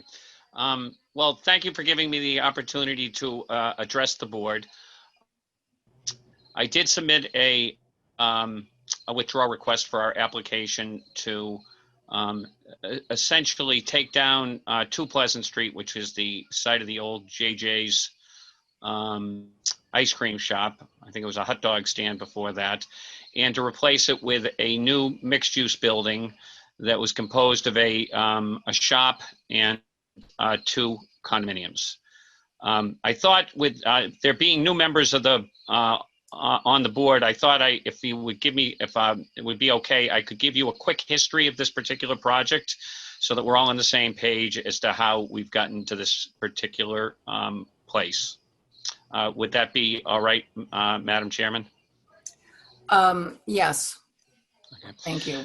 So essentially, the permit for this, for the project, which is now the homes at Cohasset Village, is a permit that was granted by the planning board under the planned use development bylaw 2012. I was not the developer. I wasn't a participant in the development process. I happened to have purchased the property sometime, I think in 2015, after the original developers had been foreclosed upon. At the time I bought the original development site was composed of 2 properties, 2 Pleasant Street and 8 James Lane. 2 Pleasant Street had JJ's, and 8 James Lane had a small residential house on it. I tried to permit I didn't own JJ's at the time. And I spent, I think, almost a year trying to permit 8 James Lane, a process through the planning board that's well documented. It's at one point in time, it appeared that the permit was probably not going to get approved, and we made an offer to purchase the JJ site, which was part of the original permit. And by purchasing the JJ site, we were able to ask for approval of the project under the earlier permit, which was the 2012 permit. Unfortunately, because we were stuck with that permit, we pretty much had to accept the site plan, the configuration, and I think we redid the engineering because we were unconvinced that the engineering told the whole story.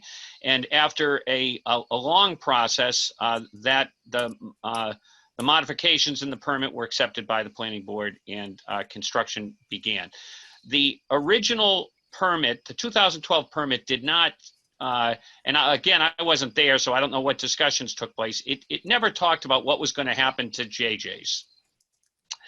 And as we were going along, JJ's is part of the property, it's part of what we acquired, but I didn't know what we were going to do with JJ's because we had our hands full with just, as everybody's aware, we had, there was a lot of ledge to be removed. There were other issues that came up, and we were really pretty busy getting the project completed and sold out. So ultimately, people buying into it would ask me what we're going to do about JJ's, and I'd say, I don't know, I can't do anything with JJ's right now because it's covered by the permit, and the permit doesn't talk about what happens to JJ's.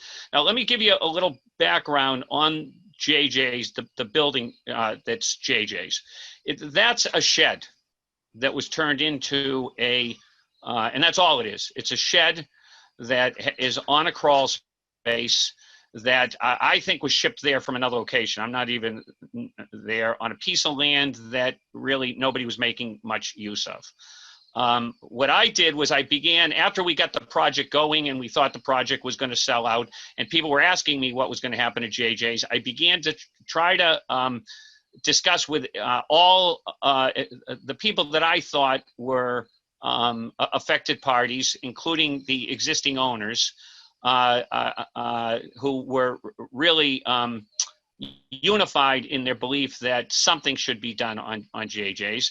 I began to discuss the possibility of putting a new building there that was in keeping with the new development. The one thing I began to notice as the existing development went up is that JJ's was out of place for what had been constructed there. JJ's was built for a different neighborhood of a different type of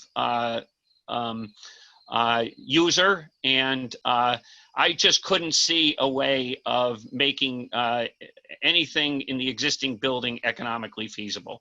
So I originally, I began to do a very inclusive project, which was to meet with my owners, I met informally with members of the planning board at the time. And I think what I initially came up with was a building that probably doubled the width of JJ's and essentially went up one floor. It had a second floor, and then of course it had a peaked roof. And I began to meet informally with the planning board and show them what I had done. During that process, again, it's before we actually got to a formal submission, there were many suggestions that were made as to the size of the building used, whether it worked, and we accommodated many changes. The first thing we accommodated was people wanted to save the big tree that is to the right of JJ's. We moved the building over. I originally had 3 condos, 3 residential condos and a shop there. I was asked to reduce it to 2. Which I did. I was asked to narrow the building. I was asked to move the building closer to the railroad tracks, all of which I did that involved changes in existing plans. Now this was done informally, but it was done as part of what I believe is an appropriate development project. You just don't go in and propose something. You meet with affected parties and you come up with something that's going to enhance the neighborhood. Ultimately, before my submission, I did receive a letter from the owners that said they supported the project and that there were some conditions which I agreed to meet. They supported the project. And I, as I said, I had met with the planning board and I had met with people in the town, and everybody thought that it seemed to me at the time that everybody thought, in fact, this is a very important thing. People were concerned about what it would look like from the street. And I think the original rendering I did was from Pleasant Street. And I was asked by the owners to do a rendering of what the building would look like from the rear of the existing buildings. And I spent money, paid the architect to do it, all with the understanding that if I did the things that I was being asked to do, in spite of the fact it was informal, that this was a project that made sense for everybody. And to be honest with you, I still think it makes total sense to in terms of the town. It improves an area that needs to be improved. It maintains a viable commercial area. It doesn't impose anything that's, it improves the condominium development. It's beneficial to everybody involved. Unfortunately, when I got to the— Mr. Roberts, Yes. could I just cut Sure. in for a minute? Sure. What we're really trying to do is to satisfy your request to close this without prejudice and Withdraw. Go ahead. Oh, withdraw, yeah. Okay, Yeah. and I'm just thinking that chances are you're going to have to say this again, and it might be better if we did it in a formal way where we were addressing the sets of issues which you're getting at, which is what are you going to do now? And I think rather than continuing down this path, we might just want to find out whether it seemed that you did in fact respond to the request on the part of the members of the planning board to clean up the site. And I would say with the exception of seeing some items still around the building that wouldn't be what you would show if you had a commercial operation going on there, such as pallets and things like that, that your original request of us was to allow you to take this issue up at a later date. So I don't want to seem to be mean or cutting you off, but it just seems like you're going to have to say this again at some point. Yeah, yes, as I said, when I submitted my request to withdraw, I was set in withdrawing it. I have since been approached by people who seem to think this is a good thing for the town. I'm not interested in doing it if it's not. If the board, and I thought the purpose of this hearing, again with COVID, it's a little bit difficult, was to begin to look at the, and it was an advertised public hearing. Obviously, if the board was inclined to look at the project, I'm not inclined to withdraw it. I would like to build it. It's a very small project. It's not a it's not a home run. But it would certainly complete the area in a way that I think is an improvement to the town. So if the board would be interested, I would be amenable to withdrawing my request to withdraw and continue the hearing to another date where we could look at the merits of the proposal, if the board's inclined to do that. Again, again, I'm depending on your good faith. If people say this is a non-starter. And certainly there's no judgment here. It's really a question of we were not anticipating what you're requesting. And for us to be really helpful and thoughtful, it sounds like you have diagrams and plans and things like that. And but we can't make a commitment right now, right? We're in a process. And let me ask Jen. Jen, what is your recommendation? I think at this point, we do have to accept the withdrawal without prejudice because we were not anticipating taking any testimony this evening. And so we have lost one of the votes, and it's a special permit. So I think to be clean, we should accept, Mr. Roberts, your withdrawal without prejudice. And I would also recommend that we go back and review the minutes of all the informal discussions, because I do recall some clear direction from a couple of the members that are still on this board, one of whom was not here tonight. But I think at this point, because we didn't expect to take testimony, we've now lost the required votes we need. So I think it's best to accept the withdrawal, and then we can work together to have you come back at a later date. Would that be all right with you? So let's just say that what we need to do now is you will withdraw. You give us an idea of how far into the future you want to go to come back before us. Do you want to come back in a month? Do you want to come back in 2 months? And then if you would work with Lauren and Jen to recover the information that we already have and make sure that the conversation is distributed around to the planning board members, that would be very appreciated. May I make a suggestion? I don't know if it's a possibility, but Jen, you might be able to answer this. I request that the board reopen the hearing rather than close the hearing and withdraw the application, that the board accept a reopening of the hearing, we re-advertise it, and then we continue with I'm getting very good feedback on the project. I was unsure about that before. I have gotten people who are sad. They think this was good, and I don't think it's redoing all the work again to do a new submission when, in fact, I think that time heals and time has a way of changing things. So if I would be allowed to withdraw the motion to withdraw and instead ask the board to vote to reopen the hearing. Okay. So technically, we can't reopen something that's open. So the cleanest way for us at this point is to allow us to accept your withdrawal without prejudice, and then do effectively exactly what you were saying and start afresh with a new advertisement or renotice with the same. If you want to continue with this, that's your choice. We're gonna accept that application, but I'm just telling you, technically, due to the lack of quorum and due to the plan to accept the withdrawal this evening, that's what we need to do. But that doesn't mean we can't do exactly what you're proposing. It's just technically we have to do it this way. That's fine with me. That works for me. Okay. All right. Well, Thank all you. right, great. Thank you very much. So Jen, will you lead us to the conclusion on this item? Certainly. So the board is voting to accept a withdrawal without prejudice for this project. I have my screen up, so I can't read it. So you would read, the vote would be to accept a withdrawal without prejudice as requested by the developer of 8 James Lane, and the correct address, because I don't have it in front of me, and then a second, and then a roll call vote. All right.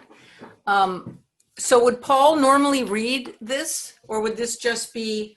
No, it's already open, so you don't have to do that. All right, all right. So then can I receive a second on closing this hearing at this time? I'll second that. You'll need initial motion. Somebody will have to, I can't make the motion for you, so you'll have to make an initial motion. All right. Paul, do you want to do it? Sure. Okay. Is it Paul Caleri that you're asking?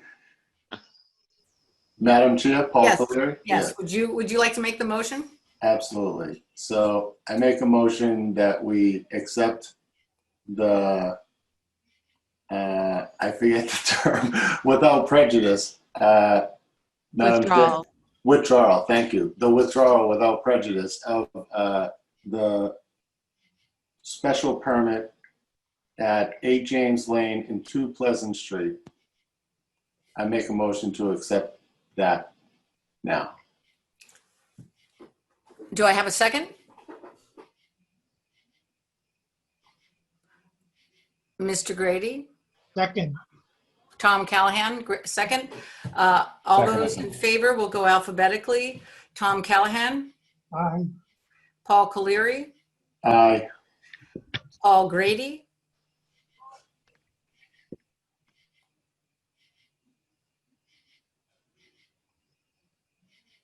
He Paul appears to be Grady? frozen. Can you please, oh, he can't, okay, Paul Grady can't communicate, but he raised his hand. and I don't know if indicated- anybody You, say it again? can hear. I heard him. Okay. No, I said second. And I vote, I I also don't know if anybody can hear me. vote to withdraw without prejudice. Thank you. Whew. We'll see you again, Mr. Roberts. Thank you very much for your time. I appreciate it very much. Have a good evening. Thank you too. Night, night. All right, the second to the last item of business is to begin an informal conversation about the large house review. And since this was originally initiated by Bob, if you would like to take that forward, that's fine. If you'd prefer to do something else, just let me know.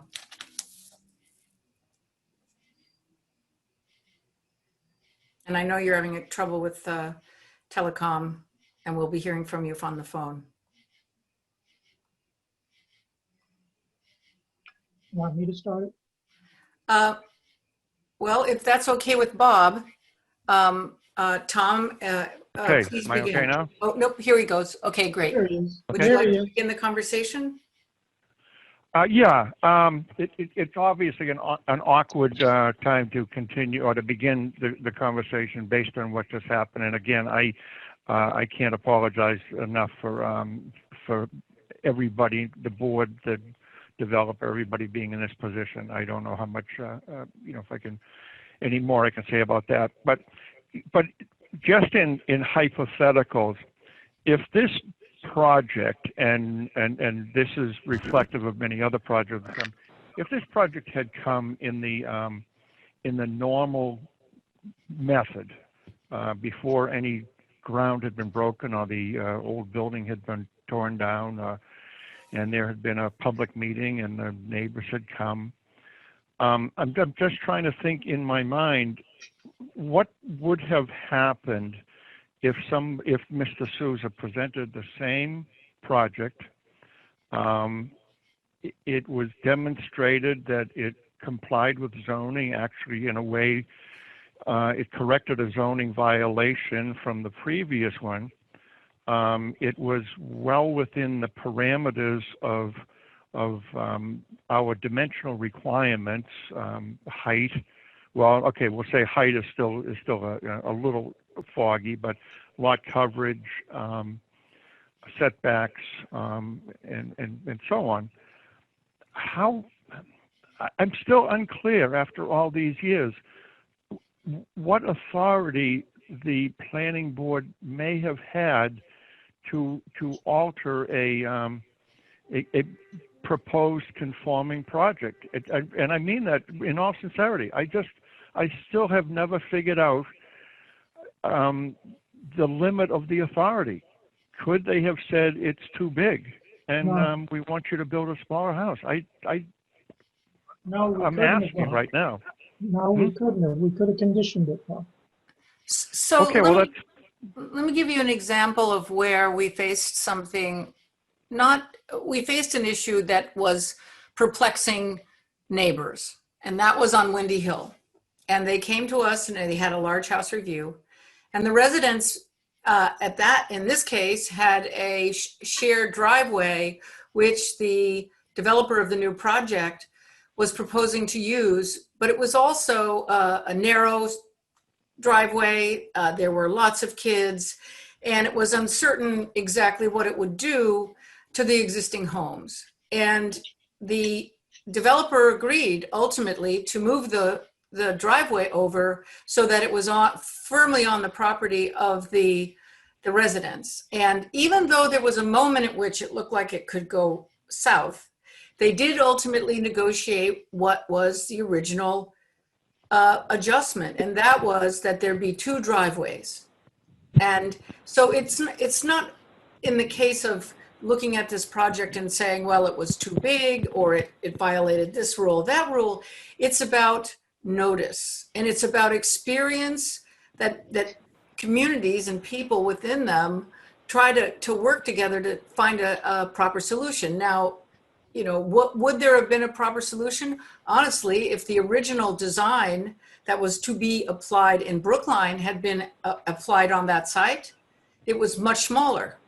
It was visibly much smaller. It would have fit on that site much better. So it's hard to do a hypothetical here.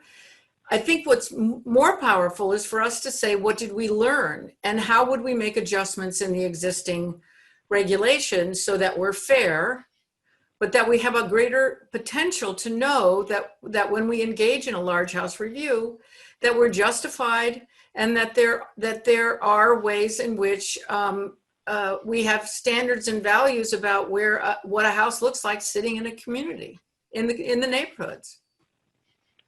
Anybody want to comment? Tom, you look like you wanted to say something. And I apologize for my diabetes. I got to eat somewhat regularly, so I have to sneak dinner. I saved it until the public hearings were over. But, I've given you all the documents of the historical perspective of this. And Bob and I and Clark are the only three people who know the whole history of it going back to its origin. And in its origin, it came out of the original master plan, well, the one that was finished in 2004, but never officially adopted by the planning board at the time. And it was actually the first of the recommendations out of that that actually passed at town meeting. There was a citizen group, myself included, Clark included, who took it upon ourselves to champion different parts of that master plan because there was no board that wanted to do so. But when it was originally written, and you see it in what I submitted, when I circulated in the original 2004 version, and then in the 2005, there was an attempt by myself to bring it back to its original version. Originally, it was proposed to be a special permit process. And we had gotten the clearance of town council at the time that we could do that. Karis knows this, everybody else should know it, that Massachusetts zoning law will not let you regulate buildings by square footage. There's other ways we do it with setbacks and lot coverage and height and all other kinds of things. But this type of bylaw came up in the early 2000s. Weston passed it. Lexington did not. Then I think we passed it. I think we were the second ones. Wellesley followed us. And I think they still have it. They do. And, you see in the summary from the excerpt of the 2004 master plan, there was questions about it and its legality and how far you could go with it. And Weston, I believe Weston had originally decided to go with a special permit and then backed off. And so in the discussions, and I remember them at the time in 2003, 4, and 5, we debated about whether making this a special permit process, which has a standard, is a recognized legal standard that boards deal with and courts deal with, versus making it what it is now, which is somewhat of a site plan review process. In 2017, the citizens group I was part of had an amendment which would have done two things. One was to add some standards and criteria for the discussion, which are in the existing bylaw now. And then also to specifically use the word site plan review, or the phrase site plan review, to give it some recognition of what it is as a legal process and what's its equivalent to. And we got a majority, but we didn't get 2/3. And so then what happened in 2017 is Clark and I discussed it, and Clark wrote up a new bylaw, a new amendment that essentially was the citizens' position, again, without the word site plan review in it.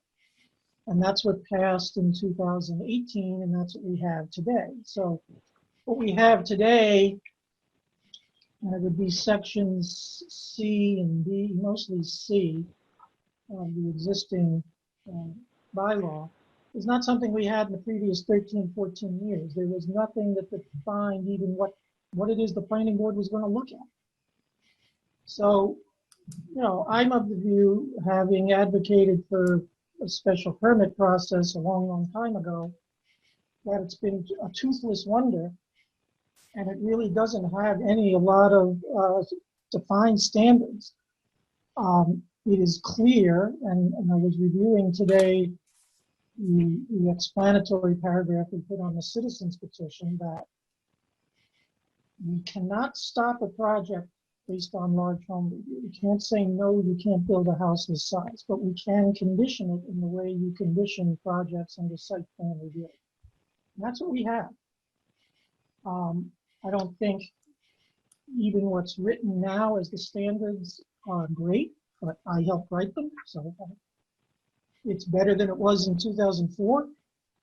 I was pretty much off boards for a long time, and I don't know what happened with this bylaw from 2004 to 2017, but the citizens group in 2017 was prompted to relook at it again because of things that were going on.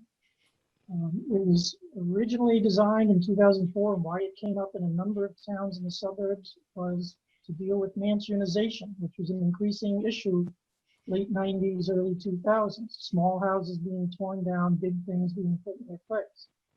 And there was a concern, and I believe there were some particular projects in Residence A where our smallest lots and smallest houses are, where it brought this up, and we thought it was something we should propose, and it passed. But I don't think it's done much in the 13 years up to 2017. I don't know how many homes actually got reviewed.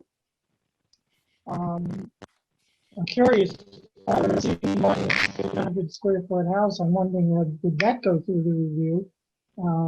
But, you know, the few times over those years that I had to sit in front of the planning board for something else, I saw a couple of the reviews, and they were just conversations. And now I know, you know, I've talked to Bob about this twice in the last month, and it's increasingly becoming the case where neighbors think it is an opportunity for them to try to stop a project, kill a project, and it's created perhaps some animosity between the abutters and developers and abutters and homeowners that maybe shouldn't be there, especially when the planning board really doesn't have any teeth to do anything meaningful with it. So it's just a conversation on Windy Hill Road. The conversation worked to come to a solution that made everybody happy. You know, on this project, who knows what Mr. Daniels would have said? Who knows whether we could have made him happy? Probably not, if he really opposed it. You know, so that's its history. You know, I helped write the thing. I wished it was something else other than it is. Perhaps had Weston and Cohasset gone the special permit route, some court 10, 15 years ago would have told us you're wrong, you can't do it. Perhaps. Nobody tested it. Nobody tested it. It was new and different at the time. Exceedingly rare that Cohasset ever takes the cutting edge on anything, but that was one. But it was cut back to what it is today, and I don't know if it's serving its purpose, because I certainly don't see mansionization stopping in the town. I want to bring up two other things that are in the background. In 2017, when we were looking at this, we did look at Wellesley's bylaw, which was passed subsequent to ours. I don't believe it's a special permit process, but the discussion came up in the citizens petition about the 3,500 square foot trigger. And was that the right number? Maybe that was the problem. We were triggering it at too low a number, or maybe too high a number. And so you know that Wellesley's approach, at least as of 2017, was they had a different trigger in their different residential districts. They have you know, each has a different lot size, and so I believe they triggered large home review at 3,500, 4,000, and 4,500 square feet, depending on their three districts. You know, discussions between the citizens group, myself, planning board, zoning board, we decided to stick with the 3,500 for the moment. But that was another approach that was thought of. And then also in those discussions, there was, initially our citizens group was also going to propose a fourth bylaw to amend the table of area regulations. And in the course of discussions with the zoning board, we came up with an idea of getting rid of the three districts and instead just have a single residential district with different levels of dimensional requirements based on lot size, and just purely treat every lot in the same size and same, wherever it is in town, the same, rather than having these arbitrary districts, which the real change in the real difference in the three districts is the area of the lot. So, you know, that idea, and that idea then also would have included switching from a square footage and footprint measurement of lot coverage, which I know Bob is going to say is the saving grace of our zoning in town, that it helps deal with the same issue large home is supposed to deal with, and change the whole town to an FAR approach. And all of that is written out. You know, we're going to discuss later tonight other zoning bylaws.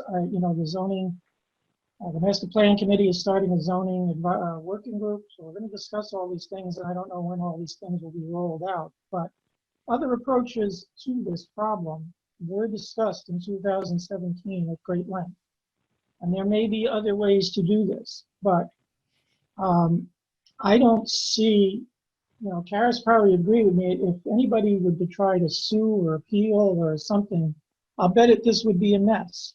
I'll bet this would be a mess. I've never been clear in 35 years of practicing law what the appeal process for site plan review is either. And that's what this is. It's a site plan. It's a residential site plan review. Okay, you know, so I just I don't know that it's worth keeping anymore, other than maybe taking a different, you know, some other approach closer to what Wellesley does, or closer to a special permit process where there's some defined criteria and a defined yes or no that we can do. Otherwise, it's just a conversation with the neighbors. And So to report on what Wellesley did, they also developed a tear down policy so that they created a waiting time. And what they found by doing that was that with more time, often somebody came and purchased the property and maintained it as it was. Yep. So I mean, what I hear well, first off, Paul Caleri, Paul Grady, would either one of you like to say something? Me, Amy? Yeah, go. Yep, we can. I'm having trouble. Everyone's coming in and out, so I apologize for any if I'm missing something. I'm just trying to plug into this. You know, in the large home review, I think it's a necessary item, more than necessary. Paul, This 580 Jerusalem Road, as I said earlier, makes it. I'm sorry? If you can take your image off, you'll get better sound. Is that coming in better? Yeah, way better. Yeah, so I apologize. So, as I said, this 580 Jerusalem Road makes this law or this rule a necessity. It's supposed to trial for it. So maybe it'll add some teeth to the large home review. So these things don't happen again. Regardless what happens with this house, it is going to set a precedent, it seems to me. So, you know, just to be brief, that's why I believe that large home review is something that's imperative to a small town like this. It's a desirable town. People want to come here and people want to build. So I'll leave it at that. But I do believe this house that we just discussed earlier is going to set a precedent one way or the other. And I do believe that the large home review is imperative to a town like this. And I'll leave it at that. All right, thanks. Paul Caleri? Thank you, Madam Chair. I think that, yeah, tonight's a difficult night to try to have this discussion, but, you know, I think to Bob Egan's point that if this situation went before the board and there wasn't the large home review in place that's in place now, the bylaws that are in place would have set some restrictions on what a builder would be able to put on his particular property or her particular property. I think one of the things, and seems to me like one of the things that I think is different and unique about the large home review is the landscape design and the lighting schedule to be presented.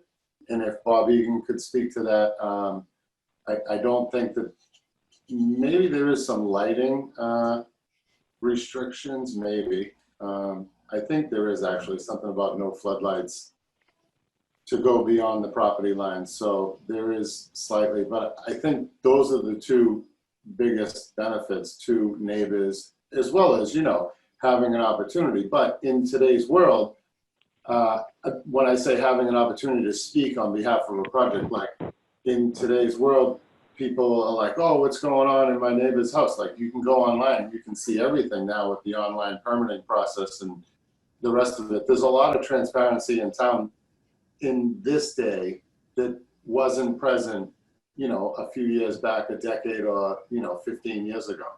So, you know, I think with some technological advancements, there is more disclosure, if you will. There is more information out there available to people that are looking for the information. And there's probably, you know, our bylaws do cover a lot. And like I said, if Bob could just speak to the landscape piece, I think to me, that seems like the only benefit to it. But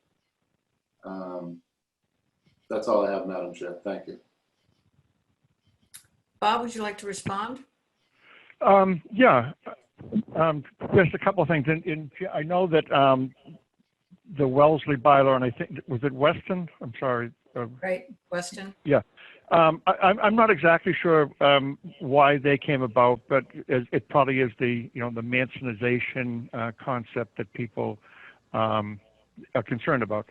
And I think that is better controlled with dimensional requirements. And if we think our dimensional requirements are too liberal, I think that's where we should go to control the size of the buildings.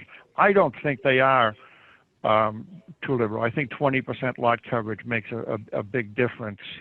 And as I said in my initial email, most towns don't have that.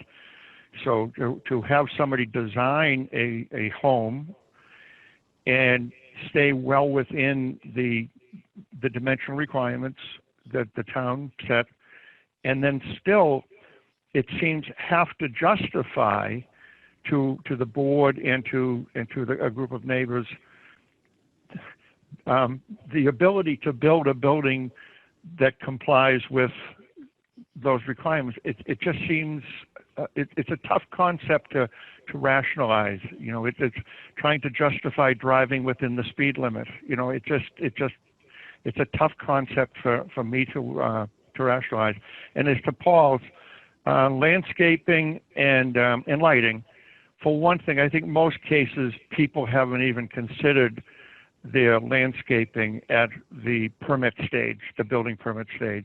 And I don't think in the long run we see bad landscaping. And also I think landscaping is a personal choice. I don't know how the planning board has, particularly since we don't have a landscape architect on the board anymore, how the planning board opines as to somebody's landscaping. And as far as lighting that it shines off the property is prohibited by zoning anyhow. So that's not the type of thing that I think we even see. If you drive around at night, I don't think you see glaring floodlights that have to be controlled through any kind of regulation, because people don't tend to do that. So I'd like to make a comment and then I'll turn it over to Tom Callahan. So what we have as an opportunity that we have not taken full advantage of is applying the electronic permitting process and utilizing it to analyze what's going on. We don't really know what's going on. When I look at I watch the real estate every single day, and I've done it for 2 years. And I see things that come on that are itty bitty, and I see things that come on that are really big. And we have technology now to standardize our understanding. And once we standardize our understanding, I think we're going to know better what's going on and what we might want to do. But I think we have to actually go to the point of using the capacity to measure things and to be exacting before we can say it did or didn't work. We've had very few large house reviews, and we've built the average size of houses here has grown by more than 1,000 square feet. So we just don't have a picture of reality that's secure enough to really know. But now that we can, I think that's the first thing to do, is to actually, we could do a retroactive analysis if we wanted to see exactly what happened. I did one 3 years ago, and clearly I didn't get it completely right, but I definitely know I didn't get it completely wrong. And so that it seems to me that that's a holding pattern gesture right now until we do more exploration of what is the right thing. What's the best thing that we could do where we are not penalizing people for having a house of their dreams, but we're also not being oblivious to the fact that on small lots and on narrow properties and properties that are really shoved up against the roads, that has a feeling of looming, right? It changes the character, the feel of neighborhoods. So it's not really just the house itself. It's what does the place look like? And that's just my opinion. Tom? All right, so again, as one of the original authors of this, who believed in it at the time, the problem we were trying to solve in 2004 was mansionization within the confines of Massachusetts law that wouldn't let us regulate straight out by square footage. We first have to decide if limiting the size of houses, and the size is not just the footprint which our current lot coverage deals with, but the bulk of the house, which we do not deal with. We deal with a footprint, and then that footprint can get multiplied for 2.5 stories. If we still think, first of all, we have to decide, is it still a desirable goal to limit the size of houses in the town of Cohasset? If it is, I will suggest to you that as its author, Large Home Review in the last 16 years has not accomplished that whatsoever and is not going to, written in its present form.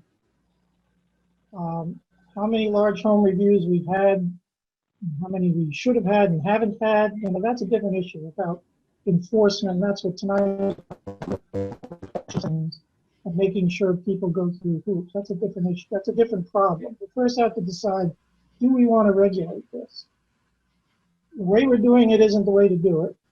And in this sort of epiphany I had in 2017, discussing all these issues and looking at new ways of zoning, I think Bob is right that we should do it through dimensional requirements that are hard and fast, that are enforceable, that if exceeded need a variance from the zoning board, which our current zoning board doesn't give out very much. That's the way we need to approach it. And what I had started to work on,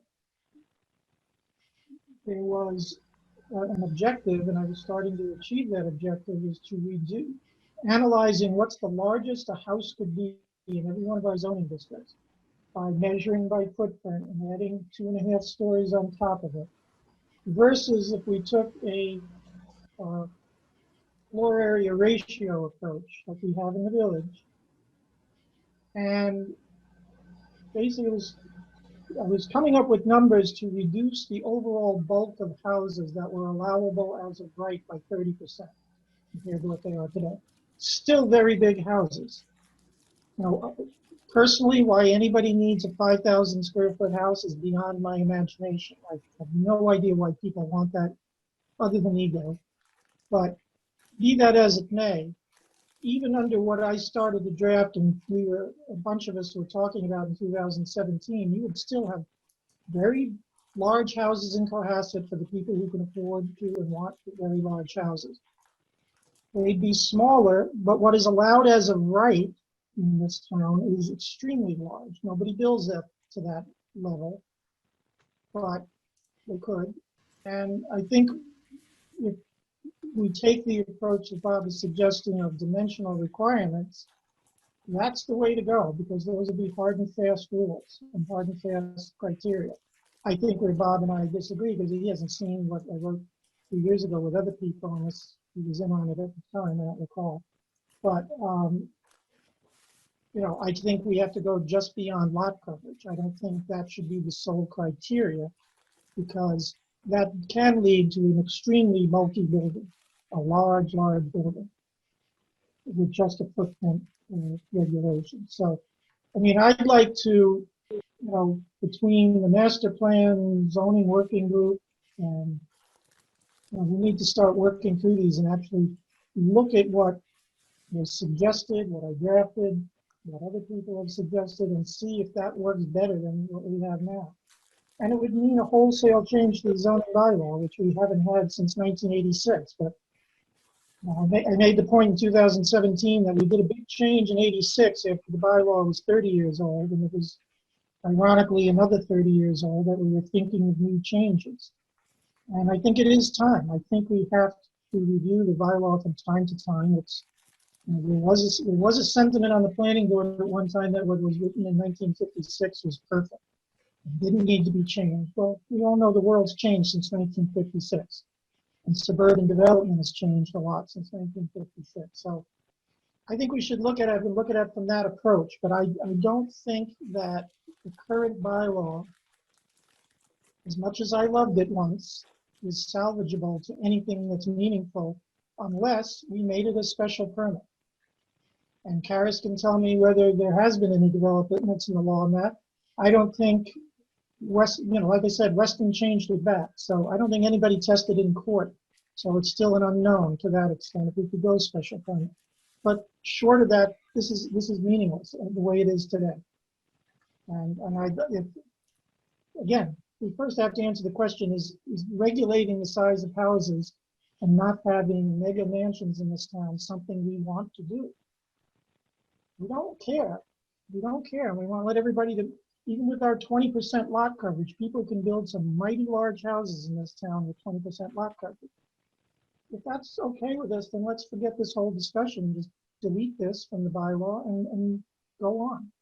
But if we want to regulate it, we need to do it from another approach. And there's at least a draft of one approach that's ready, willing, and able to be discussed if we want to discuss it. Okay, so I think this was a really good start for a conversation. I want to be really mindful of the fact that our staff have been working probably since 8 a.m. And that means everybody, Bob, Karis, Jen, and Lauren. And this was what it was supposed to do. We were supposed to open up Tom 2, Paul 2, all the Pauls, everybody here, right? So we get to go home now, but we're not done yet. But Karis can go home. She's done because we're not going to talk about law anymore. Madam Chair, may I ask just a quick question before Sure. you close up this subject? Thank you. Mr. Callahan, I would actually be very interested. Call me Tom. If I've never called Mr. Callahan, I'm in trouble. So. Tom, I would, if you could share those historical background documents with me, that's something I was interested in. Were you not on the email the other day? I'm sorry. I don't recall seeing them, so if I missed them, I apologize. If not, if if Lauren can forward them to me, that's fine. Okay, terrific. I agree with a lot of your comments in terms of sort of the difficulty of putting teeth into this bylaw. And I also agree that there's a policy question that should probably come first before you spend a lot of time tearing it apart. So anyway, I'll stop there. If you're interested, I collected all of the references to this 3 years ago, and I did 2 reports on it, and I'm happy to give them to you since they seem to be going nowhere except for in my storage bin on my computer. Yes, thank you. So I don't want to preclude people if they'd like to continue speaking, but I do want to be thoughtful. We thought we would get done by 9, or we hoped we were going to get done by 9, and I think we might be able to do that. With the exception of we have a little bit more business to do, and I'm wondering if Lauren, it's your turn now. Thank you. I will say thank you all for your time and thoughts. Karis, if you want to depart us now, that you should feel free to go. I actually have another meeting to go to, so all right. Watch out for the midget. Never ends. Good night. Bye-bye. Thank you. Good night. Thank you. So the next item on our agenda is just a town meeting warrant article discussion. For those who may not be familiar, we had a couple of, I would say 6 or 7 articles that were proposed for our previous annual town meeting. And then when the COVID pandemic was sort of infringing on our plans for town meeting, we were asked to sort of condense what we had. So the planning board voted to table all of the articles with the exception of one that was related to floodplain mapping that was necessitated by Of course it did. Sorry? Of course it did. It was suppressing the change that is trying to be brought to this town. One more act of the planning board's suppression. Yes. So, without further ado, the only article that moved forward to town meeting was the floodplain update, which was necessitated by the FEMA. Although right before town meeting, the maps were rescinded, so that will come back to us at a later date and time. But it never needed to go to town meeting, is a long story short. So we didn't have any of our articles that moved forward. We did table them.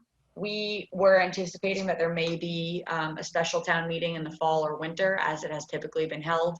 However, I received confirmation and the select board voted, or I don't know if they voted, but they spoke about it last night, and we will not be holding a special town meeting this calendar year. The plan is to just move forward to a regular annual town meeting. So with that, you know, any sort of zoning articles that we want to move forward, we'll have to move forward again at annual town meeting coming up in 2021. So with that, it doesn't preclude us from beginning conversations about what we want to do. And I think, you know, particularly while we have, you know, time between these next things, for example, large home review is one that I think we've all flagged, but there are other items that have been on the table, and, you know, that's where we leave off here, so. I mean, I asked for this to be on the agenda because the citizens petition that lost by 7 votes from its 2/3 majority in 17 is going to come back, and this time sponsored by the Open Space Committee. However, in light now of the Master Plan Implementation Committee and the Zoning Working Group, there is in changing the table of area regulations and changing all these dimensional requirements, there is a version of that I wrote that incorporates this land alteration bylaw into the table. So the horse continues to go out the barn and more lots get strip mined in this town, but you know, we don't have a town meeting, so I'm going to use the time to keep that as a standalone bylaw possibility for the spring, or incorporate it into a much larger change of the dimensional requirements. So, but you know, one of the things I didn't even notice on 580. What did the lot look like before this new house? Because I'm wondering if, like, was vegetation strip mined from it, so now that they can put No, there was. I'm just asking rhetorically because the land alteration bylaw is to prevent that. That's another huge problem in this town. That yes, people do pretty landscaping, but you know, Mother Nature started off pretty well too, and you need to stop the strip mining of lots in this town. But some trees were taken down, but it wasn't a it wasn't like Nichols Road that prompted our. No, not at all. Not at all. It was a much more, the physical structure itself was dilapidated. Okay, so let's move on to our last bit here, administration. Well, can I just say that on the legal end of that, let's just remember that when we do have zoning bylaws, the planning board has the statutory duty under state law to hold hearings on all proposed zoning changes, and it has to be done in certain time limits before town meeting. Public hearings. Right. And we are not a gatekeeper. I mean, I've argued this with the planning board. I don't think the planning board is a gatekeeper that decides if an article goes on the warrant or not. The planning board makes a recommendation, yay or nay. It's the select board that's the only one that decides what goes on the warrant and what doesn't. And a citizen's petition has to go on the warrant. So it's a statutory duty. You have to just remember, if we are going to have a half dozen zoning bylaw changes, you have to have public hearings on each one, and then you have to, a lot of times you don't get them done in one hearing because there'll be a rewrite or something. So, right, and so far as we can be conscious of that in the spring when we get to the schedule. Right. I think they have to be done at least 55 days out from town meeting, if I'm not mistaken. But it is a statutory process under Chapter 48, Section 5. Okay. Thank you. Thank you for reminding us of that. So we don't have any minutes to approve. Staff updates? I don't have any staff updates at this time. I'm sorry, it's a little late in the evening and I wasn't Yeah, I able know. to give any updates. Just say no. Just say Let me- no to everything. Let me think, and next time I'll have some updates for you. Right. We don't have any minutes to approve because we don't let anyone have time to do anything else but attend meetings. So it's not their fault. But Jen might have something to say. Do you have an update, Jen? I don't, but this has been a great meeting. No, I really don't have anything except for to stack on what Tom was saying. We should start counting backwards and getting our schedules, which Lauren and I will do for articles, because we are going to need to have a longer conversation about what we want to bring back. Because my understanding is that what we did want to bring forth back in the the spring, are dead. So we'll have to start those all over. So anything that, so everything that we were thought about that we did. So we'll want to do that. We'll want to track back so that we know exactly when we want to have these hearings, like Tom is saying. Okay, great. Can I ask one question before we go? Okay. For our next hearing, I am like so utterly frustrated with how this harbor process is going just because of the Zoom. What are we to expect? I mean, I still think a lot of the questions I initially put in writing in July haven't been addressed. I don't know when they'll get addressed, if they're going to get addressed. What are we to expect for the 23rd? I can speak to that, if I may. I anticipate at the next hearing, there's a list of questions that need to be answered, both from the board and also from the latest peer review that need to be responded to. In addition, I anticipate that it will sort of be, I anticipate the next meeting sort of being the pivotal. They will return after hearing all the comments and questions and things that have been raised with almost their sort of 2.0. This is what we've taken your comments into consideration, and this is our response to your proposal. With that, I also will state that I am anticipating, although we're continued to September 23rd, I do need to confirm with the applicant that they're still prepared to be here on the 23rd, because the last I spoke to them, they were thinking they might need a bit more time. They may be requesting continuation to October 7th, so I do need to circle back and confirm that once again. Okay. Also, by the way, I had asked Lauren, I guess it was last week or the week before, when she has time to start to compile, based on her notes and things, and I'm sure she's going to confer with Jen, is to be able to give us a sense of what it is that we have actually said, so that we can look at that before we actually meet with them, if possible. But I'm not asking them to guarantee that it's going to be in our hands before our next meeting. There's just too much work in the office for that to be, somebody be held accountable for that.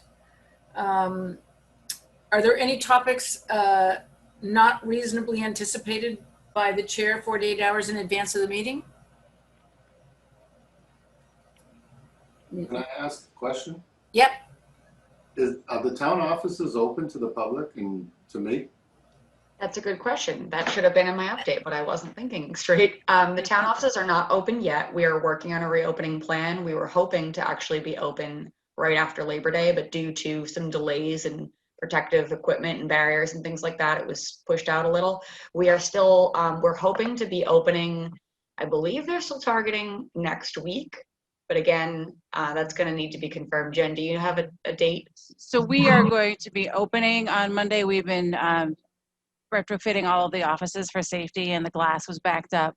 We have put in a front doorbell. We won't be open doors. We are going to be recommending people make appointments, and there'll be a form online where people can actually do that with all of the departments.